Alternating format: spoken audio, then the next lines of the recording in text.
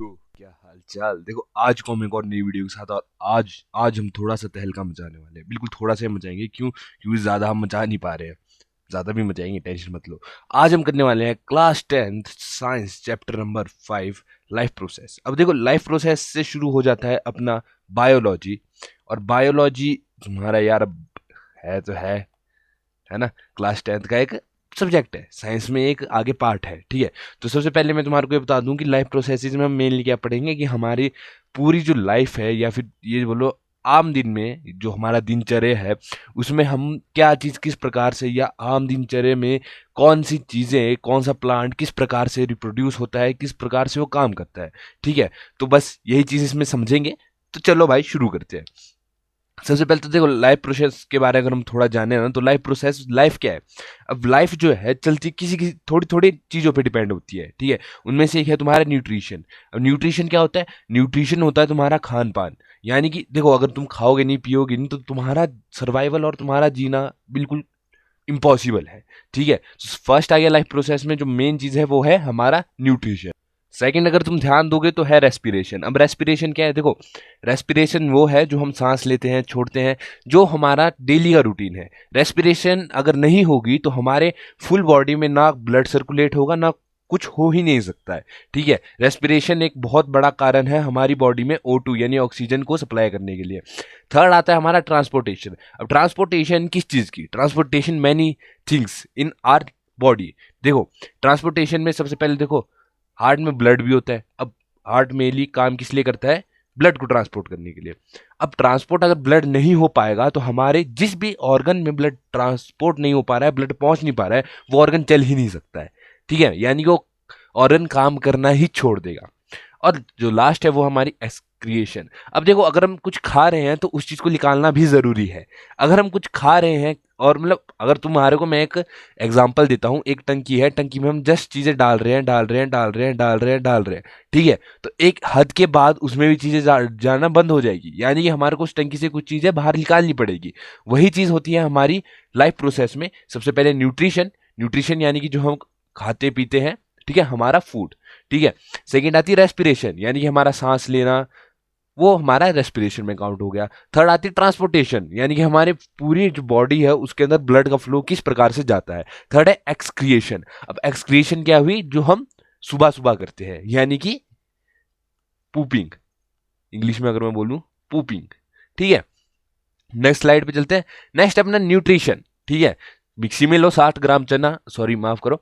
देखो, न्यूट्रिशन हमारा क्या है? अब न्यूट्रिशन क्या है ना, देखो, जो भी हमारे बॉडी को फूड होता है, या the process of acquiring food, ठीक है, that is needed for nutriment and सस्टेनेस।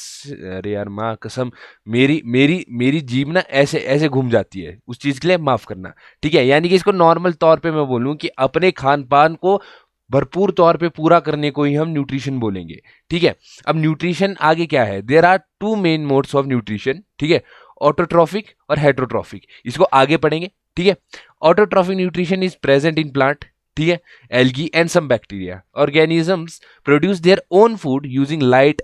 देखो, ऑटोट्रॉफिक क्या हुआ तुम्हारे को, अगर मैं मेनली तुम्हारे को एक चीज समझाऊं तो ऑटोट्रॉफिक होता क्या है। ऑटोट्रॉफिक को हम नेक्स्ट में चलते हैं ना। देखो, ऑटोट्रॉफिक होता क्या है? जो भी जो भी ऑर्गेनिजम्स, या फिर जो भी चीज, जो भी लिविंग ऑर्गेनिजम्स अपना खाना खुद बनाती है, अपना खाना खुद प्रोड्यूस करती है। ठीक है, अब तुम कहोगे खाना तो इंसान भी खुद बनाता है। इंसान सिर्फ तड़का लगाता है, खाना खुद नहीं बनाता है। वो तड़का लगाता है, सामान उसके पास भी प्लांट या एनिमल से ही आता है। ठीक है, तो ऑटोट्रॉफिक न्यूट्रिशन क्या हुआ? ऑटोट्रॉफिक न्यूट्रिशन वो होते हैं जिसमें जिसमें क्या होता है, जिसमें जो जो भी ऑर्गेनिजम्स है वो खुद ही अपना खाना प्रोड्यूस करेंगे और खुद ही यूज कर देंगे। जैसे कि तुम किस चीज को ध्यान में रख सकते हो? फोटोसिंथेसिस को। अब फोटोसिंथेसिस में क्या होता है? फोटोसिंथेसिस को अगर हम ध्यान से समझे ना, तो फोटोसिंथेसिस एक ऐसा प्रोसेस है जिसमें हमारे पास प्लांट होता है। अब मेनली फोटोसिंथेसिस कौन करते हैं? प्लांट्स करते हैं। किसकी प्रेजेंस में करते हैं? सनलाइट की प्रेजेंस में करते हैं, वाटर की प्रेजेंस में करते हैं। ठीक है, तो इधर क्या होता है ना कि सनलाइट की प्रेजेंस में फोटोसिंथेसिस ये करते हैं, और जो इनके रूट्स है, रूट से ये पानी खींचते हैं। चलो बढ़िया। अब ये क्या करते हैं कि जो हमारे प्लांट्स होते हैं ना, प्लांट्स की लीफ से ये क्या करते हैं? लीफ से ये CO2 भी लेते हैं, और लीफ से ही क्या कर देते हैं? O2 भी छोड़ देते हैं। अब अगर तुम्हारे को एक मेन सवाल पूछा जाए तो ये जो प्लांट्स है वो अपना खाना कहाँ पर बनाते हैं? वो अपना खाना मेनली लीव्स पर भी बनाते हैं। ठीक है। हमने क्या पढ़ा, ऑटोट्रॉफिक न्यूट्रिशन। ऑटोट्रॉफिक न्यूट्रिशन वो न्यूट्रिशन जो खुद खाना में आते हैं, खुद खुद चीजें प्रोड्यूस करेंगे, खुद यूज कर देंगे, ठीक है। ऑटोट्रॉफिक न्यूट्रिशन, न्यूट्रिशन क्या चीज थी, किसी भी चीज को यार खाने, जो भी हम खाते पीते हैं, ठीक है, जो हम अपने शरीर को एनर्जी देने के लिए प्रोवाइड करते हैं, उसी चीज को हम न्यूट्रिशन बोलते हैं, ठीक है। अब थोड़ा सा हम जानते हैं स्टोमेटा के बारे में। अब देखो, हमने जाना ऑटोट्रॉफिक, हमने एक और चीज जाननी थी, heterotrophic nutrition. Heterotrophic nutrition is present in bacteria, fungi and animals, ठीक है। अब वो क्या होता है ना, वो ना औरों की एनर्जीज को यूज करते हैं। औरों की एनर्जीज इन द सेंस कि मान लो एनिमल में हम, एनिमल क्या है, एनिमल टाइप ऑफ अगर देखा जाए तो एनिमल में इंसान भी है, मैमल है, ठीक है। तो अगर देखा जाए, तो अगर हम देखें तो इंसान खाना खुद प्रोड्यूस करता है, कभी नहीं। इंसान क्या करेगा, प्लांट से खाना लेगा, ठीक है। अगर कोई वेजिटेरियन है तो प्लांट से खाना लेगा, अगर कोई नॉन वेज का इस्तेमाल करते हैं तो वो किसी ना किसी एनिमल से खाना लेगा, ठीक है। किसी ना किसी एनिमल से खाना लेगा। और मेनली अगर तुम ऐसे भी देखोगे तो हमारे घर में जो घी, दूध, आइसक्रीम जो हम चीजें खाते हैं वो किस चीज से बनी हुई है, वो मेनली डेयरी प्रोडक्ट से बनी हुई है। अब डेयरी प्रोडक्ट क्या है, डेयरी प्रोडक्ट मेनली आता किससे, एनिमल से। यानी कि हेट्रोट्रॉफिक न्यूट्रिशन वो न्यूट्रिशन हुए जिसमें इंसान या कोई भी ऐसा ऑर्गेनिज्म जो औरों पे डिपेंड होता है कि भाई मैं तेरे को निकालूंगा और अपना पेट भरूंगा, समझ रहे हो, ठीक है। अब आता है हमारे पास स्टोमेटा। अब स्टोमेटा हमारे पास क्या चीज है, पहले उस चीज को समझते हैं। अब देखो स्टोमेटा होता क्या है। स्टोमेटा को अगर तुम ध्यान से देखो ना, देखो मेरे को थोड़ा सा जुकाम है तो मेरी आवाज थोड़ी सी तुम्हारे को अलग सी लग सकती है। देखो स्टोमेटा होता क्या है, मान लो हमारे पास पत्ते हैं, ठीक है, आम ही बना दिया, अरे मैंने तो आम बना दिया, सॉरी, बनाने पत्ते थे, ठीक है। मान लो ये एक पत्ता है, ये कुछ इस प्रकार का एक पत्ता है, ठीक है। अब इस पत्ते में क्या होता है, जो टाइनी टाइनी पोर्स होते हैं इन पत्ते में, इन पत्तों में अगर तुम ध्यान से देखोगे ना तो इन पत्तों में यहां पर ऐसे ऐसे पोर्स होंगे। अब उन पोर्स को ही बोला जाता है स्टोमेटा। क्या बोला जाता है, स्टोमेटा। ये जो है इन पत्तों के सरफेस पे होते हैं। अब स्टोमेटा का मेन रोल क्या होता है, देखो, the water content of the guard of the cell is responsible for their function, ठीक है। चलो तुम्हारे को पहले मैं स्टोमेटा का मेनली वो चीज बताता हूँ। अब देखो स्टोमेटा को मैंने क्या बताया तुम्हारे को, कि जो भी लीव्स होती है ना, लीव्स के ऊपर जो पोर्स हुए, अगर तुम किसी भी लीव को अगर तुम ध्यान से माइक्रोस्कोप में देखोगे ना, माइक्रोस्कोप में, तो तुम्हारे को ऐसे पोर्स दिखेंगे। अब ये अगर ऐसे खुला सा दिखेगा ना तो इसको बोला जाता है स्टोमेटा ओपन, और ये ऐसे प्रॉपर बंद होगा तो इसको बोला जाएगा स्टोमेटा क्लोज। अब स्टोमेटा किस चीज के काम आता है, स्टोमेटा जो है काम किस लिए आता है, देखो ये तो गैस एक्सचेंज के लिए, gas exchange in the sense कि जो प्लांट्स होते हैं वो क्या चीज यूज करते हैं, वो यूज करते हैं CO2। यानी कि CO2 जो है वो किस पे आएगा, स्टोमेटा पे। और बाहर क्या छोड़ते हैं, O2। अब O2 कहां से आएगा, O2 आएगा स्टोमेटा से। यानी कि गैस एक्सचेंज के लिए भी हमारा क्या रिस्पॉन्सिबल है, स्टोमेटा, ठीक है। Allowing plants to take in the carbon dioxide and give the क्या, गिव द ऑक्सीजन, ठीक है। यानी कि जो गैस का एक्सचेंज होता है ना वो हमारे किस चीज से होता है, स्टोमेटा की वजह से। और स्टोमेटा होते क्या है, जो लीव्स पे टाइनी टाइनी पोर्स होते हैं उनको स्टोमेटा बोला जाता है। नेक्स्ट देखते हैं, नेक्स्ट क्या है हमारे पास, नेक्स्ट है हमारे पास सेप्रोपेथिक न्यूट्रिशंस। अब तुम बोलोगे भाई ये क्या है, देखो अब यहां पर क्या होता है, सेप्रोपेथिक न्यूट्रिशंस क्या होते हैं। अगर तुम किसी भी जानवर को देखो, किसी भी जानवर को देखो, वो जानवर अगर मर जाता है, क्या होता है, वो जानवर अगर मर जाता है तो उसके अंदर कीड़े आ जाते हैं।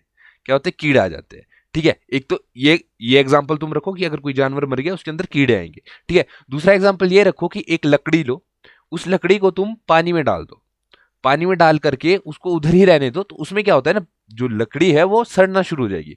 और जब लकड़ी सड़ना शुरू हो जाएगी तो उस पर क्या लग जाएगी, फंगस, जिसको फंगाई बोलते हैं, ठीक है, फंगस।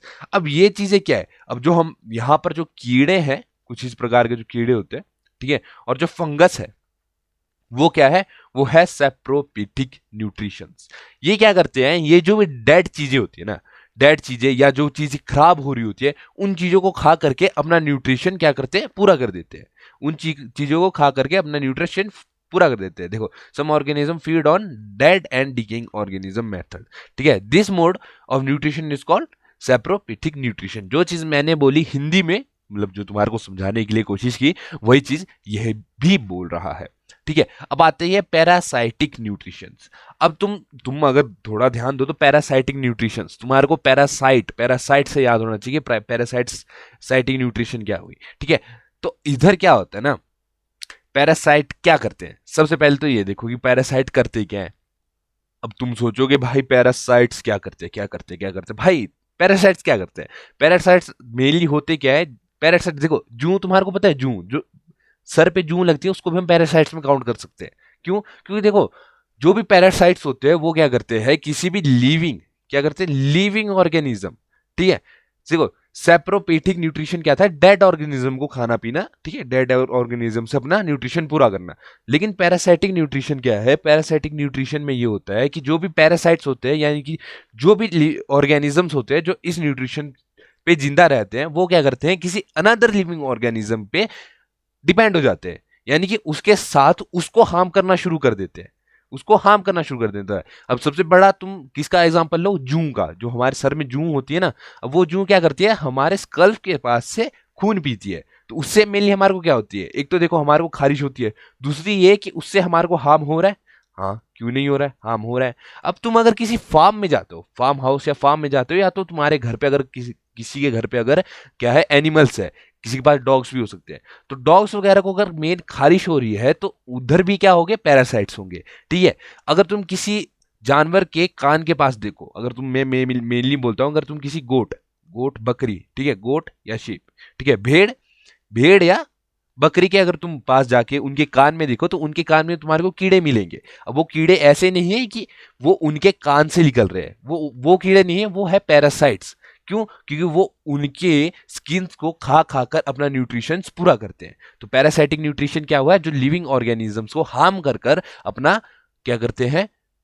न्यूट्रिशन पूरा करते हैं, ठीक है, हार्म कर कर, ठीक है। सैप्रोपैथिक न्यूट्रिशन क्या है? डेड, डेड, जो भी डेड ऑर्गेनिजम्स को खाकर या जो चीजें खराब हो रही है उन चीजों को खाकर अपना न्यूट्रिशन पूरा करते हैं, ठीक है। अब न्यूट्रिशन इन अमोइबा, अब तुम बोलो ये अमोइबा क्या चीज है? अब देखो, अमोइबा एक सिंगल सेलुलर क्या है?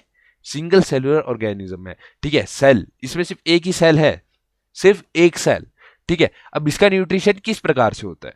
अब इसका अगर तुम न्यूट्रिशन देखो, अब इसमें क्या होता है ना, अमोइबा, यहाँ पर जो तुम डायग्राम देख रहे हो यहाँ पर समझाता हूँ, ठीक है। हमारे पास, एक मिनट, 1 मिनट सर, हाँ, हमारे पास अमोइबा है, ठीक है। अब ये तुम एक रख लो कि ये अमोइबा का खाना है, ठीक है। तो सबसे पहले ये क्या करेगा? सूडोपोडिया इसके क्या होते हैं? टाइप ऑफ, अगर तुम देखो जिस चीज से चलता है उसको क्या बोला जाता है? सूडोपोडिया, ठीक है, क्या? सूडोपोडिया।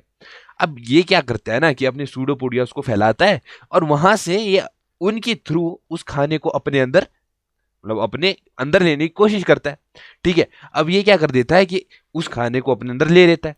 अब जब ये उस खाने को अपने अंदर अब्जॉर्व करता है तो कुछ टाइम बाद ये उस खाने को डाइजेस्ट कर देता है, ठीक है। क्या कर देता है? डाइजेस्ट कर देता है, और एंड में क्या करता है? उस चीज को बाहर निकाल देता है। अब इस चीज को अगर हम किस चीज से माने, साइंटिफिक तौर पे माने, तो देखो, जब फूड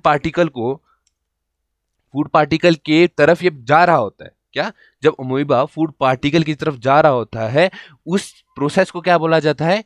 इंगेशन, ठीक है, इंगेशन। और जब वो उस चीज को पा लिया, उस चीज को खा रहा है, तो उसको क्या बोला जाएगा? ये बोला जाएगा, क्या बोला जाएगा? डाइजेशन, ठीक है। अब जब वो उस चीज को खा रहा है, ठीक है, उसने अभी जस्ट उसको लिया है, लेकिन जब वो अपने अंदर कर रहा है उस चीज को, उसको बोला जाएगा अब्जॉर्प्शन, अब्जॉर्प्शन, ठीक है, क्या? अब्जॉर्प्शन, यानी कि उस चीज को अपने अंदर अब्जॉर्ब कर रहा है, ठीक है। अब जब वो उस चीज को क्या कर चुका है? एब्जॉर्ब कर चुका है, ठीक है। तब वो क्या होगा? अब देखो, जब कोई भी चीज डाइजेस्ट हो जाती है तो वो क्या होता है? डाइजेस्ट होते है, कुछ ना कुछ वेस्ट निकलता है, ठीक है। अब जब कुछ ना कुछ वेस्ट निकलेगा तो हमारे पास फोर्थ प्रोसेस क्या आ जाएगा? एसिमिलेशन। क्या आ जाएगा? एसिमिलेशन, जिसमें वो अंदर डाइजेस्ट कर रहा है, ठीक है। डाइजेशन हमारे पास था जिसमें वो अंदर डाइजेस्ट कर चुका है, सॉरी, जिसमें वो अंदर डाइजेस्ट कर चुका है। अब वो कोशिश ये करेगा जो अंदर वेस्ट बचा है उसको बाहर निकाला जाए। अब जब उस वेस्ट को बाहर निकाला जाता है, उस प्रोसेस को बोला जाता है एगेशंस। क्या बोला जाता है? एगेशंस। यानी कि सबसे पहले जब उसने खाना खाया, ठीक है, खाना खाया इन द सेंस खाने के पास पहले पहुंचा, ठीक है, फिर उसको उसने खाया, खाने के बाद उसको अब्जॉर्ब किया, उससे एनर्जी ली, ठीक है। एब्जॉर्ब करने के बाद उसने क्या किया? एब्जॉर्ब करने के बाद उसका जो भी वेस्ट था उसके अंदर रह गया। अब जो वेस्ट उसके अंदर रह गया, एंड में उसने क्या किया कि भाई वेस्ट चीज को मैं अपने अंदर क्यों रखूं? वेस्ट चीज को उसने बाहर फेंक दिया, सिंपल, ठीक है। ये होता है प्रोसेस। अब इस सेम प्रोसेस को तुमने इंग्लिश में लिखना है, ठीक है। मैं तुम्हारे को जस्ट समझा रहा हूं, कोई एग्जामिनेशन की प्रिपरेशन नहीं करा रहा हूं, ठीक है। नेक्स्ट हमारे पास क्या आता है? नेक्स्ट हमारे पास आता है न्यूट्रिशन इन पैरामोइक्सियम। पैरामोसियम, यार कैसे कैसे नाम है। देखो मैं तुम्हारे को सही बोलूँ तो मैंने अपनी 11th और 12th में नॉन मेडिकल पढ़ा है, ठीक है। नॉन मेडिकल इसलिए पढ़ा है क्योंकि मेरी प्रोनाउंसिएशन बिल्कुल अच्छी नहीं है, ठीक है, और ऐसे ऐसे वर्ड्स प्रोनाउंस करने पड़ते हैं, ठीक है। अब इसमें न्यूट्रिशन किस प्रकार से होता है वो समझते हैं। अब तुम अगर इसको देखोगे ना, ये भी लगभग लगभग लगभग लगभग किसकी तरह है, ये भी लगभग लगभग अमोइबा की तरह है, ठीक है, लगभग लगभग अमोइबा की तरह है। लेकिन लेकिन लेकिन इसके पास क्या होता है, सीलिया होता है। क्या होता है, सीलिया होता है, जो उस जो फूड है उसको एनग्लव करने के लिए क्या करता है, हेल्प कर देता है, एनग्लव करने के लिए हेल्प कर देता है। और वो क्या कर सकता है कि फूड को अपने ओरल ग्रूव से खा सकता है, ओरल ग्रूव से खा सकता है। यानी कि देखो अमोइबा ऐसा है ना, अमोइबा ऐसा कुछ इस प्रकार का होता है, ठीक है। तो अमोइबा के आप पास ये होगा ना, तो ये यहाँ से ऐसे खा जाएगा, ठीक है, इसको मुड़ने की जरूरत नहीं है, ठीक है। अगर उसके पास यहाँ खाना होगा तो मुड़ेगा नहीं, डायरेक्ट इधर से खा जाएगा, ठीक है, क्यों, किसी के पास माउथ ग्रूव ही नहीं है। लेकिन इसके पास क्या हो जाता है, oral groove, sorry mouth groove नहीं, ओरल ग्रूव। बाकी सारी चीजें इसमें सेम हो जाती है, ठीक है। अब ये क्या करता है, मूव किस चीज से करता है, ये करता है साइटोप्लाज्म से मूव करता है। अब मूव करने वाले प्रोसेस को क्या बोला जाता है, साइक्लोसिस, ठीक है, साइक्लोसिस। बाकी जो भी चीजें हैं वो सारी किसकी तरह है, अमोइबा की तरह, ठीक है, अमोइबा की तरह। यानी ये खाएगा, ठीक है, उसको डाइजेस्ट करेगा और उसको निकालेगा, ठीक है, कहां से, कॉल्ड एन एनल पोर, क्या, cytopyge, cytopyge, anal pore, anal pore in the sense जहां से ये एक्सक्रिएट करेगा, जहां से एक्सक्रिएट करेगा। ओरल ग्रूव से ये खाएगा, ठीक है, और सारे में जो अंदर इसके वैक्यूल्स होंगे, इसके साइटोप्लाज्म्स होंगे, वो सारी चीजें काम करके ये कहां से एक्सक्रिएट करेगा, साइटोपाइज से, साइटोपाइज से, ठीक है। साइटोपाइज यहां पर, सॉरी, साइटोपाइज से ये क्या कर देता है, एक्सक्रिएट कर देता है। नॉर्मल मैं तुम्हारे को बोल रहा हूं कि सबसे पहले ये क्या करेगा, ओरल ग्रुप से खाएगा, ओरल ग्रुप से खाएगा। अब देखो कोई भी चीज है, कुछ भी खा रही है तो डाइजेस्ट तो करेगी। अब जब वो डाइजेस्ट कर रही है, डाइजेस्ट करने के बाद उसके पास कुछ ना कुछ वेस्ट रहेगा। अब जो वेस्ट है तो उसको एक्सक्रिएट भी करना पड़ेगा, तो एक्सक्रिएट हो रहा है वो साइटोपाइज से, ठीक है। इसमें ज्यादा कुछ ऐसे बहुत आगे लेवल का अगर समझना चाहते हो कोई बात नहीं भाई, कमेंट में लिख दो, मैं हर एक टॉपिक को एक ऐसे लेवल तक समझा दूंगा कि तुम बिल्कुल डीपली उस चीज को समझ पाओगे, ठीक है। अभी मैं तुम्हारे को जस्ट ये बता रहा हूं कि तुमने क्लास 10th में क्या क्या चीजें पढ़नी है और क्या किस प्रकार से नहीं। अब आता है हमारे पास न्यूट्रिशन इन ह्यूमंस, ठीक है। अब यहां पर जो एन है ना, एन वो किसके लिए स्टैंड करता है, the N in nutrition stands for, नहीं सच्ची मैं नहीं मानता, मजाक कर रहा हूं, ठीक है। अब न्यूट्रिशन इन ह्यूमंस क्या होता है, अब देखो ह्यूमंस भी सेम तरीके से है जैसा अमोइबा का है, ठीक है। अमोइबा का क्या था, सभी चीजें खा रहे हैं लेकिन उनके खाने का और डाइजेस्ट का तरीका अलग है। अमोइबा उस तरफ जाता था और उसके बॉडी पार्ट से उस चीज को ऑब्जॉर्व करता था, ठीक है। उसके बाद हमारे पास आया पैरामोसियम, जो क्या करता था, जो ओरल ओरल ग्रूव से चीजों को खाता था, ठीक है, और साइटोपाइज से बाहर निकाल देता था, ठीक है। अब हमारे पास आता है ह्यूमन का क्या, ह्यूमन का न्यूट्रिशन, ठीक है, ह्यूमन का न्यूट्रिशन। अब ह्यूमन के न्यूट्रिशन में क्या चीज होती है, देखो सबसे पहले अगर ह्यूमन के न्यूट्रिशन को हम जानना शुरू करते हैं तो सबसे पहले हमारे पास होती है एलिमेंट्री कैनाल, ठीक है। अब ये क्या होती है ना, the alimentary canal in humans is a long tube of varying diameters, ठीक है। अब ये क्या होती है ना एलिमेंट्री कैनाल की, तुम्हारी यहां पर समझाता हूं, तुम्हारे यहां मुंह से ये कैनाल यहां से शुरू होगी और तुम्हारे बैक साइड, तुम्हारे बैक साइड जहां से ह्यूमन एक्सक्रिएट करते हैं वहां तक ये कैनाल होगी, ठीक है। इस चीज को हम एलिमेंट्री कैनाल बोलते हैं। अब इस चीज को हम समझते हैं कि एलिमेंट्री कैनाल किस किस चीज से बनी हुई है। सबसे पहले एलिमेंट्री कैनाल में हमारे पास आता है माउथ, क्या आता है, माउथ। अब माउथ क्या है यार, मुंह, क्या है, मुंह। अब कोई भी चीज खानी है तो मुंह से ही खाई जाएगी, कहीं और से तो खाई नहीं जाएगी। अब सबसे पहले क्या होता है कि माउथ से हम क्या करते हैं, खाने को खाते हैं, चबाते हैं। अब जब चबा रहे हैं हम खाने को तो हमारा जो स्लाइवा वगैरह वो सब कुछ मिक्स हो करके हमारे को उस खाने को स्वॉलो करने के लिए मदद कर देता है। तो सबसे पहले इस कैनाल का सबसे मेन चीज आ गई हमारे पास माउथ, ठीक है। सेकेंड चीज हमारे पास आती है टीथ। अब देखो अगर माउथ है, चलो माउथ तो है, बढ़िया है, माउथ हमारी जरूरत है, लेकिन अगर माउथ में दांत ही नहीं होंगे तो भाई इंसान चबाएगा कैसे, ठीक है, इंसान चबाएगा कैसे। अब हमारे पास क्या है, हमारे पास है टीथ। अब टीथ किस चीज के काम आते हैं, टीथ मेनली बने होते हैं हमारे कैल्शियम से, ठीक है, कैल्शियम से। और इसको ये भी बोल सकते हैं हम कि ये जो है एक टाइप ऑफ क्या है, डेड ब्लड सेल्स है, क्या है, डेड ब्लड सेल्स है, जिस चीज से हमारे नाखून वगैरह बने हुए हैं, ठीक है, डेड ब्लड सेल्स, इसको हम ये कह सकते हैं, ठीक है। अब ये किस चीज के काम आते हैं? ये काम आते हैं कि कोई भी चीज, कोई भी हार्ड चीज, कोई भी सॉफ्ट चीज को देखो उतना चबाने की जरूरत नहीं होती, पर कोई भी हार्ड चीज उसको क्या करना है, उसको ब्रेक डाउन करना है अगर माउथ के अंदर, तो उस चीज के लिए काम आते हैं हमारे टीथ। ठीक है। टीथ के बाद हमारे क्या होता है, जब हम उसको निगलते हैं, ठीक है, जब भी निवाला है, निवाले को जब हम निगलेंगे तो वो कहां से जाएगी? गले से होते हुए पेट की ओर। लेकिन वो किस चीज से जाएगी? वो जाएगी फूड पाइप से, फूड पाइप से। ठीक है। अगर वो फूड पाइप से जा रही है तो फूड पाइप को हम फूड पाइप बोलेंगे? नहीं, फूड पाइप को बोला जाता है ओसियोफेगस। क्या बोला जाता है? ओसियोफेगस। यानी कि सबसे पहले हम खाना लेंगे मुंह में, फिर उसको चबाएंगे दांतों से, ठीक है, घोंटेंगे, घोंटने में काम आएगा कौन सा? ओसोफेगस, यानी कि हमारी फूड, क्या, फूड पाइप, जिसे हम बोलते हैं फूड पाइप। अब फूड पाइप से ये जाएगा हमारे स्टमक में। अब स्टमक में देखो, अगर स्टमक में तुम नॉर्मल देखो ना, तो स्टमक में क्या होता है हमारे पास? Hydrochloric acid, HCl। अब ये इतना पावरफुल एसिड होता है कि अगर ये चाहे तो ये मेटल तक को गाल सकता है। क्या कर सकता है? मेटल तक को गाल सकता है। लेकिन अगर तुम्हारे दिमाग में एकदम से चीज है कि भाई मेटल तक को गाल सकता है, तो इंसान का पेट तो है क्या चीज? तो वही चीज तो है भगवान ने दी हुई, कि इंसान के पेट में थिक वॉल्स होती है। ठीक है, क्या होती है? Thick wall, bag like structure होता है। अब इतनी थिक वॉल होती है कि उस वॉल को HCl क्या कर सकता है? गालने में असमर्थ होता है। और ये वाला HCl और जो असली वाला HCl, यानी कि जो हम यूज करते हैं, उसमें स्ट्रेंथ का जो है फर्क होता है। क्या होता है? स्ट्रेंथ का फर्क होता है। ठीक है। ये वाला HCl उससे, उसके मुकाबले थोड़ा सा क्या होता है? कमजोर होता है। ये वाला HCl सिर्फ और सिर्फ खाने को इजीली, और चीजों को भी ये डिसॉल्व कर सकता है, लेकिन ये खाने को इजीली डिसॉल्व करने के लिए हमारी बॉडी के अंदर क्या है? प्रोवाइडेड है। नेक्स्ट हमारे पास है स्मॉल इंटेस्टाइन। सबसे पहले क्या हुआ? देखो, माउथ से खाया, दांत से चबाया, ओसोफेगस से घोंटा, पेट में गया। ठीक है। अब पेट में क्या हुआ? पेट में ये गया और इसने क्या किया? कंबशन होगी, टाइप ऑफ कंबशन आप कह सकते हैं, कि जो चीजें हैं, जो न्यूट्रिशन है, वो उधर उधर जाना शुरू हो चुकी है। ठीक है। अब जो चीज है, अब जो चीज हमारे पास वेस्ट बची है, वो क्या जाएगी? पहले स्मॉल इंटेस्टाइन में, फिर जाएगी और लार्ज इंटेस्टाइन में। किसमें? स्मॉल इंटेस्टाइन में, फिर जाएगी और लार्ज इंटेस्टाइन में। अब तुम्हारे को स्मॉल इंटेस्टाइन और लार्ज इंटेस्टाइन का एक वो बताता हूं, फैक्ट। क्या? कि स्मॉल इंटेस्टाइन जो है लंबाई में लार्ज इंटेस्टाइन से लंबी होती है। पता है कि जो स्मॉल इंटेस्टाइन है वो लंबाई में लार्ज इंटेस्टाइन से लंबी होती है। समझो, लार्ज इंटेस्टाइन से। मान लो स्मॉल इंटेस्टाइन अगर इतना है ना, स्मॉल इंटेस्टाइन अगर इतना है, ठीक है, तो लार्ज इंटेस्टाइन पता है कितना होगा? लार्ज इंटेस्टाइन इतना अगर होगा, बस।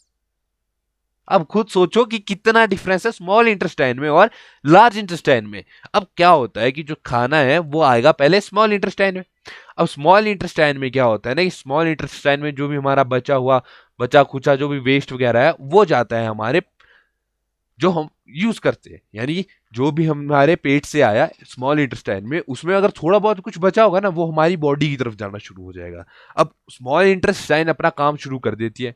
स्मॉल इंटेस्टाइन अपना काम शुरू करने के बाद जो टोटल वेस्ट बचता है, क्या बचता है? जो टोटल वेस्ट बचता है वो भेज देती है लार्ज इंटेस्टाइन की ओर। अब लार्ज इंटेस्टाइन उसमें भी छटाई करेगा, लार्ज इंटेस्टाइन उसमें भी छटाई करेगा। देखो, स्मॉल इंटेस्टाइन हमारा होता है 20 फीट, 20 फीट लंबा, ठीक है, और लार्ज इंटेस्टाइन हमारा होता है 5 फीट लंबा। कितना? 5 फीट लंबा। ठीक है। ये हमने एक चीज समझी। अब इसके बाद हमारे क्या होता है?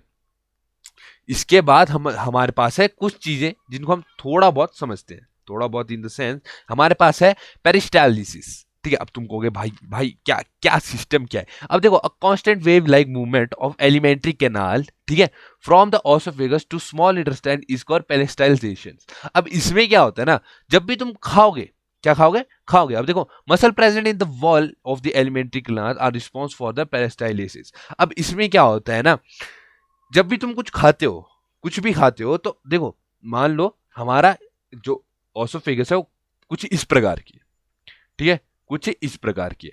लेकिन जैसे ही तुम खाओगे तो खाना इतने में नहीं आएगा, तो हमारी ओसोफेगस जो है थोड़ी कुछ इस प्रकार से फूलेगी, ठीक है, फूलेगी और एक ऐसे मूवमेंट में जाएगी कि ये फूलते फूलते नीचे हो जाएगी, यानी कि ऐसे फूली, ठीक है, फिर उसके बाद यहां पर फूली, यहां पर फूली, और यहां पर क्या होगी? यहां पर नॉर्मल हो जाएगी, ठीक है, यहां पर नॉर्मल हो जाएगी। अब इसी चीज को अगर तुम समझो, इसी चीज को अगर तुम नॉर्मली मैं तुम्हारे को समझाऊं, तो किस चीज से समझा सकता हूं मैं इसे? इसे किस चीज से समझ सकते हैं हम? इसे हम इस चीज से समझ सकते हैं कि मान लो एक पाइप है, ठीक है, पाइप में पानी भेजा जा रहा है, पानी स्ट्रेट नहीं जा रहा है, पानी का प्रेशर ज्यादा है, तो पहले ऐसे पाइप को फुला रहा है, ठीक है, तो वो पानी हमारे को पाइप से जाता हुआ दिख रहा है। क्या कर रहा है, वो पानी हमारे को पाइप से जाता हुआ दिख रहा है, ठीक है। यानी कि वही चीज हमारे किस में होती है, वही चीज हमारे हमारे किस में होती है, ओसोफेगस में होती है। किस में होती है, ओसोफेगस, यानी कि हमारी फूड पाइप में होती है। और वही चीज हमारे फूड पाइप से लेकर के स्मॉल इंटेस्टाइन तक चलती है, ठीक है। वैसे ही वो चीज हमारे को दिखेगी कि हाँ भाई कुछ तो जा रहा है, कुछ तो जा रहा है। अब उसी प्रोसेस को क्या बोल दिया गया है, पेरिस्टाइलिसिस। क्या, पेरिस्टाइलिसिस। अब इसके बाद हमारे पास आते हैं कुछ क्या, डाइजेस्टिव ग्लैंड। अब डाइजेस्टिव ग्लैंड क्या होते हैं, अब डाइजेस्टिव ग्लैंड्स हमारे पास होते हैं जो हमारे को मदद करते हैं किसी भी चीज को खाने के बाद डाइजेस्ट करने में, ठीक है। अब यहां पर जैसे लिखा है several gland produce digestive juices. अब देखो बहुत सारी ग्लैंड्स, ग्लैंड्स क्या होते हैं, ग्लैंड्स वो होते हैं जो हमारे पास है बहुत, मतलब हमारे पास टाइप ऑफ कुछ ऐसे हार्मोन्स रिलीज करते हैं, ठीक है। हार्मोन रिलीज कर सकते हैं, जूस रिलीज कर सकते हैं, जो कि हमारी ग्रोथ के लिए एक क्या चीज है, एक बहुत ही ज्यादा जरूरी या जरूरत से भरी चीज है, ठीक है। ग्लैंड्स वो करते हैं, ग्लैंड्स क्या करेंगे, हार्मोन्स या फिर जूस को रिलीज करेंगे, जो कि किसी ह्यूमन की ग्रोथ के लिए एक अहम पहलू है। क्या अहम पहलू है। अब इसमें क्या है, देखो सबसे पहले हम चलते हैं हमारे पास कितने हैं, देखो एक है स्लेवरी ग्लैंड, ठीक है, gastric glands, liver, gall bladder and pancreas are few of the names, ठीक है। अब स्लाइवरी ग्लैंड्स क्या होते हैं, स्लाइवरी ग्लैंड्स हमारे गाल के पास होते हैं, किसके पास, गाल के पास। अब ये क्या होते हैं, जो थूक होता है ना हमारा, थूक, उसे स्लाइवा बोलते हैं। क्या बोलते हैं उसे, स्लाइवा बोलते हैं। अब ये थूक जो है हमारे किस चीज के काम आता है, ये जब हम कुछ भी खा रहे हैं, ठीक है, कुछ भी खा रहे हैं तो हमारे माउथ में ही वो उस चीज को क्या करने लग जाता है, डाइजेशन के लिए। उसके साथ जो भी हम चीज खा रहे हैं, मान लो हम चपाती खा रहे हैं, तो चपाती के साथ हमारा स्लाइवा है वो मिक्स होगा। क्यों, क्योंकि हमने उस चीज को अपने मुंह में रखा है और उसको चबा रहे हैं। जब चबा रहे हैं तो वो हमारे मुंह में जो स्लाइवा है वो खाने के साथ मिक्स हो जाएगा, ठीक है, जिसकी वजह से आगे डाइजेशन में वो चीज क्या करेगी, हेल्प करेगी। दूसरा हमारे पास क्या होता है, गास्ट्रिक ग्लैंड्स, ठीक है। अब ये क्या होते हैं, हमारे पेट के, क्या है, पेट के वॉल्स के पास होते हैं, पेट के वॉल्स। अब जैसे मैंने तुम्हारे को बोला ना, पेट में क्या होता है, HCl, ठीक है। अब ये क्या होते हैं कि हमारे पेट के वॉल के पास होते हैं, और ये क्या करते हैं, यही HCl प्रोड्यूस करते हैं। हाइड्रोक्लोरिक प्रोड्यूस कौन करता है, हाइड्रोक्लोरिक एसिड, ये क्या, गैस्ट्रिक ग्लैंड्स प्रोड्यूस करते हैं हाइड्रोक्लोरिक एसिड, ठीक है। हाइड्रोक्लोरिक एसिड प्रोड्यूस करते हैं, और एक और चीज प्रोड्यूस करते हैं, कौन सा, एंजाइम्स। एंजाइम्स भी हमारे टाइप ऑफ, तुम एक बैक्टीरिया टाइप रख लो, समझाने के लिए बोल रहा हूँ कि टाइप ऑफ बैक्टीरिया रख लो जो कि हमारी डाइजेशन के लिए बहुत ही ज्यादा मदद कर देता है। कौन सा एंजाइम होता है वो, पेप्सिन, ठीक है। तो हमारा जो गास्ट्रिक ग्लैंड है वो HCl भी प्रोड्यूस करता है और एंजाइम भी प्रोड्यूस करता है। एंजाइम का नाम क्या है, पेप्सिन एंजाइम, ठीक है। अब हमारे पास नेक्स्ट कौन सा आता है, लीवर। लीवर, अब तुमने लीवर के बारे में बहुत सुना होगा, ठीक है। अब लीवर क्या करता है, लीवर जो है बाइल जूस, क्या करता है, बाइल जूस, क्या करता है, बाइल जूस को बाहर फेंकता है, यानी बाइल जूस रिलीज करता है, जो कि कहां पर स्टोर होती है, वो स्टोर हो जाती है गॉल ब्लैडर में। गॉल ब्लैडर में बाइल जूस स्टोर हो गया। अब जब गॉल ब्लैडर में बाइल जूस स्टोर हो गया तो बाइल जूस करता क्या है, बाइल जूस मेनली जो तुम फैट्स वगैरह खाते हो ना, जो तुम्हारे फैट्स हो गए, मान लो तुमने घी खाया, ठीक है। अब उस घी के डाइजेशन के लिए HCl जो है वो ज्यादा कारगर नहीं होगा, तो उस चीज के लिए हमारे पास आता है बाइल जूस। अब अगर तुम्हें HCl में घी डाल दो तो उस चीज का क्या असर होगा, उस चीज का असर तो होगा कि घी को भी वो गाड़ना शुरू कर देगा, लेकिन पूरे तरीके से वो खत्म नहीं कर पाएगा। तो वही क्या होगा कि हमारा जो डाइजेशन ऑफ फैट्स है उसके लिए कौन चीज काम आएगी, बाइल जूस काम आएगी। क्या काम आएगा, बाइल जूस। अब बाइल जूस जो है हमारे फैटी चीजों को डाइजेस्ट करने के लिए काम आते हैं। जो हम ऑयल्स वगैरह खाते हैं, जो भी हमने घी वगैरह खाया है, उस सारी चीजों को डाइजेस्ट करने के लिए हमारे पास बाइल जूस होता है, ठीक है। अब नेक्स्ट जो हमारे पास है वह पैनक्रियास, ठीक है। अब पैनक्रियास क्या करेगा, हमारे पेट में डाइजेस्टिव एंजाइम्स, ठीक है, डाइजेस्टिव एंजाइम्स को रिलीज करेगा। अब डाइजेस्टिव एंजाइम्स, एक तो हमने पेप्सिन पढ़ा, और बहुत सारे कुछ ऐसे भी डाइजेस्टिव एंजाइम्स है जो हमारे पेट के लिए बहुत ज्यादा जरूरी है। अगर वो डाइजेस्टिव एंजाइम्स हमारे पेट में नहीं होंगे तो हमारा जो पाचन है वो एकदम खराब हो जाएगा। अब वो एंजाइम्स कौन कौन से, ठीक है, एंजाइम्स लाइक क्या है, ये ट्राइप्सिन, ठीक है। एक तो भाई ऐसे ऐसे नाम है ना, इसलिए मैंने अपने +1 +2 में बायो नहीं रखी थी, ठीक है। तो उनमें से लिपेस, ठीक है, कुछ कुछ भाई कुछ समझ जाओ तुम, ठीक है। पेनक्रियाटिक जूस भी हमारे पेनक्रियाज ही क्या करते हैं, पेनक्रियाज ही रिलीज करते हैं, और पेनक्रियाटिक जूस में ये सारे एंजाइम्स आते हैं, ये सारे, ठीक है, ये सारे एंजाइम्स पेनक्रियाटिक जूस में ही प्रेजेंट होते हैं, ठीक है। मेरी प्रोनाउंसिएशन अच्छी नहीं है, पढ़ सकते हो तो खुद पढ़ लो, ठीक है। नेक्स्ट पे चलते हैं। नेक्स्ट पेनक्रियाज, ये यार अब देखो पेनक्रियाज में क्या होता है, पेनक्रियाज में क्या होता है ना कि ये है गॉल ब्लैडर का चीज है जी, ये है गॉल ब्लैडर। गॉल ब्लैडर में क्या चीज स्टोर होती है, गॉल ब्लैडर में स्टोर हो जाता है बाइल जूस। अब पेनक्रियाज क्या करेगी, यहां से जो है क्या कर देगी, यहां से पेनक्रियाटिक जूस रिलीज करेगी, क्या करेगी, पेनक्रियाटिक जूस रिलीज करेगी। अब जो पेनक्रियाटिक जूस रिलीज करती है तो उसमें हमारे पास क्या होती है, एंजाइम्स, एंजाइम्स, ठीक है। अब वो एंजाइम्स हमारे किस चीज के काम आते हैं, डाइजेशन के, वो एंजाइम्स हमारे काम आते हैं डाइजेशन के। अब गॉल ब्लैडर में हमारे पास देखो वो एंजाइम्स तो है डाइजेशन के, और गॉल ब्लैडर में हमारे पास होता है बाइल जूस, स्टोर्ड होता है, बाइल जूस स्टोर होता है। अब बाइल जूस किस चीज के काम आता था, फैट को क्या करने के लिए, फैट को डिसॉल्व करने के काम आता था, फैट को डाइजेस्ट करने के काम आता था, ठीक है। तो पैनक्रियाज अगर हमारे पास नहीं होंगे ना तो हमारे को डाइजेशन में बहुत बड़ी दिक्कत आएगी। यानी कि अगर हमारे पास पैनक्रियाज नहीं है या फिर हमारे पास अगर गॉल ब्लैडर नहीं है तो हमारे को डॉक्टर भी यही चीज मना करते हैं, जिसके पास गॉल ब्लैडर थ्रू अगर स्टोन वगैरह हो जाता है गॉल ब्लैडर में, अगर उस चीज के चलते किसी व्यक्ति का गॉल ब्लैडर निकाल दिया जाता है तो डॉक्टर्स की सबसे पहली जो हमारे को वार्निंग दी जाती है वो ये दी जाती है कि तुम लोगों ने फैटी चीज नहीं खानी है। क्यों, क्योंकि वो फैटी चीज जो है उस आदमी के डाइजेशन में फुलफिल नहीं हो पाएगा और वो आदमी उस फैटी चीज को डाइजेस्ट नहीं कर पाएगा, ठीक है। नेक्स्ट है हमारे पास होलोजोइक न्यूट्रिशन। अब तुम सोचोगे भाई होलोजोइक न्यूट्रिशन क्या चीज, अब देखो होलोजोइक न्यूट्रिशन क्या हुआ, होलोजोइक न्यूट्रिशन मेनली क्या होता है ना, जिसमें क्या होता है कि कोई भी जानवर, कोई भी इंसान, इंसान तो एक ही है मतलब मान लो, ठीक है, कोई भी जानवर, कोई भी ह्यूमन, ठीक है, अगर कुछ खाता है, ठीक है, और उसको होल करके खाता है, होल होल ऐसा होल छेद छेद वाला होल नहीं, उसको पूरे को खाता है, ठीक है, तो उसको क्या करेगा, पहले तो कॉम्प्लेक्सेस में ब्रेक होगी, ठीक है, क्या होगी, वो पहले कॉम्प्लेक्सेस में ब्रेक होगी। अब उन कॉम्प्लेक्सेस को ब्रेक करते वक्त जो सारी चीजें होती हैं उन सभी चीजों को बोला जाता है होलोजोइक न्यूट्रिशन। अब तुम सोचोगे भाई ये कैसे कैसे होगा, अब देखो यार मेनली क्या था जो मैंने तुम्हारे को अभी समझाया ना, अभी क्या समझाया कि इंसान मुंह से खाना खाएगा, दांत से चबाएगा, फिर पेट पे जाएगा, फिर स्मॉल इंटेस्टाइन, फिर लार्ज इंटेस्टाइन, फिर एक्सक्रिएट करेगा थ्रू एनल कैविटी, क्या, एनल कैविटी, ठीक है, वो वहां से एक्सक्रिएट कर देगा। अब वही चीज हमारे यहाँ कि देखो इंसान के पास पहले होता है ओरल कैविटी, ठीक है, फिर एलिमेंट्री कैनाल है हमारे पास, फिर एक्सेसरीज ऑर्गन, ठीक है। एक्सेसरीज ऑर्गन क्या हुआ है तुम्हारे पास, एक्सेसरीज ऑर्गन तुम्हारे पास क्या होते हैं, जैसे हमने पढ़ा लार्ज इंटेस्टाइन, स्मॉल इंटेस्टाइन, हमने पढ़ा स्टमक, हमने पढ़ा लीवर्स, लाइक दैट, ठीक है। नेक्स्ट हमारे पास क्या आता है, साइकोलॉजी ऑफ डाइजेशन। अब तुम सोचोगे साइकोलॉजी ऑफ डाइजेशन क्या चीज है, अब देखो जो चीज मैंने अभी तक तुम्हारे को बताई ना, जो चीज मैंने अभी तक तुम्हारे को बताई बस उसी चीज को घुमा कर ये बताएंगे। मींस मैंने मान लो तुम्हारे को बताया कि छोटा भीम, नहीं, हाँ, मैंने तुम्हारे को बताया कि ढोलकपुर का राजा इंद्र वर्मा है, ठीक है, तो इन्होंने तुम्हारे को क्या बताया, इंद्र वर्मा ढोलकपुर का राजा है। यानी कि जो चीज अभी हमने पढ़ी वही चीज इधर भी पढ़ाई जाएगी, लेकिन बस थोड़ा उल्टा करके।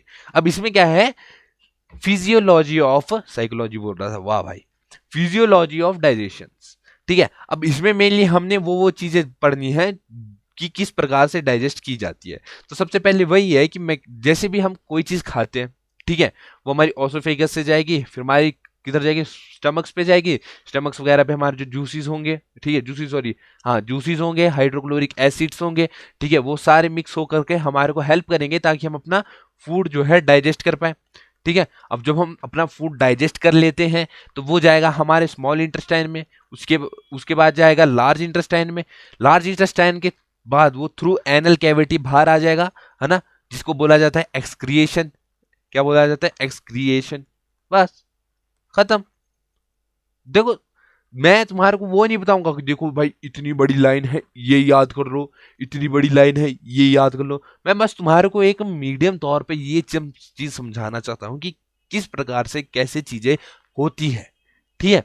क्योंकि रटना, देखो रटना तो तुम किसी गाइड को या किसी भी नोट को लेकर के तुम रट सकते हो, ठीक है। समझना जो है वो बात अलग होती है। बढ़ते हैं नेक्स्ट पे। और नेक्स्ट हमारे पास क्या है, digestive system in other animals.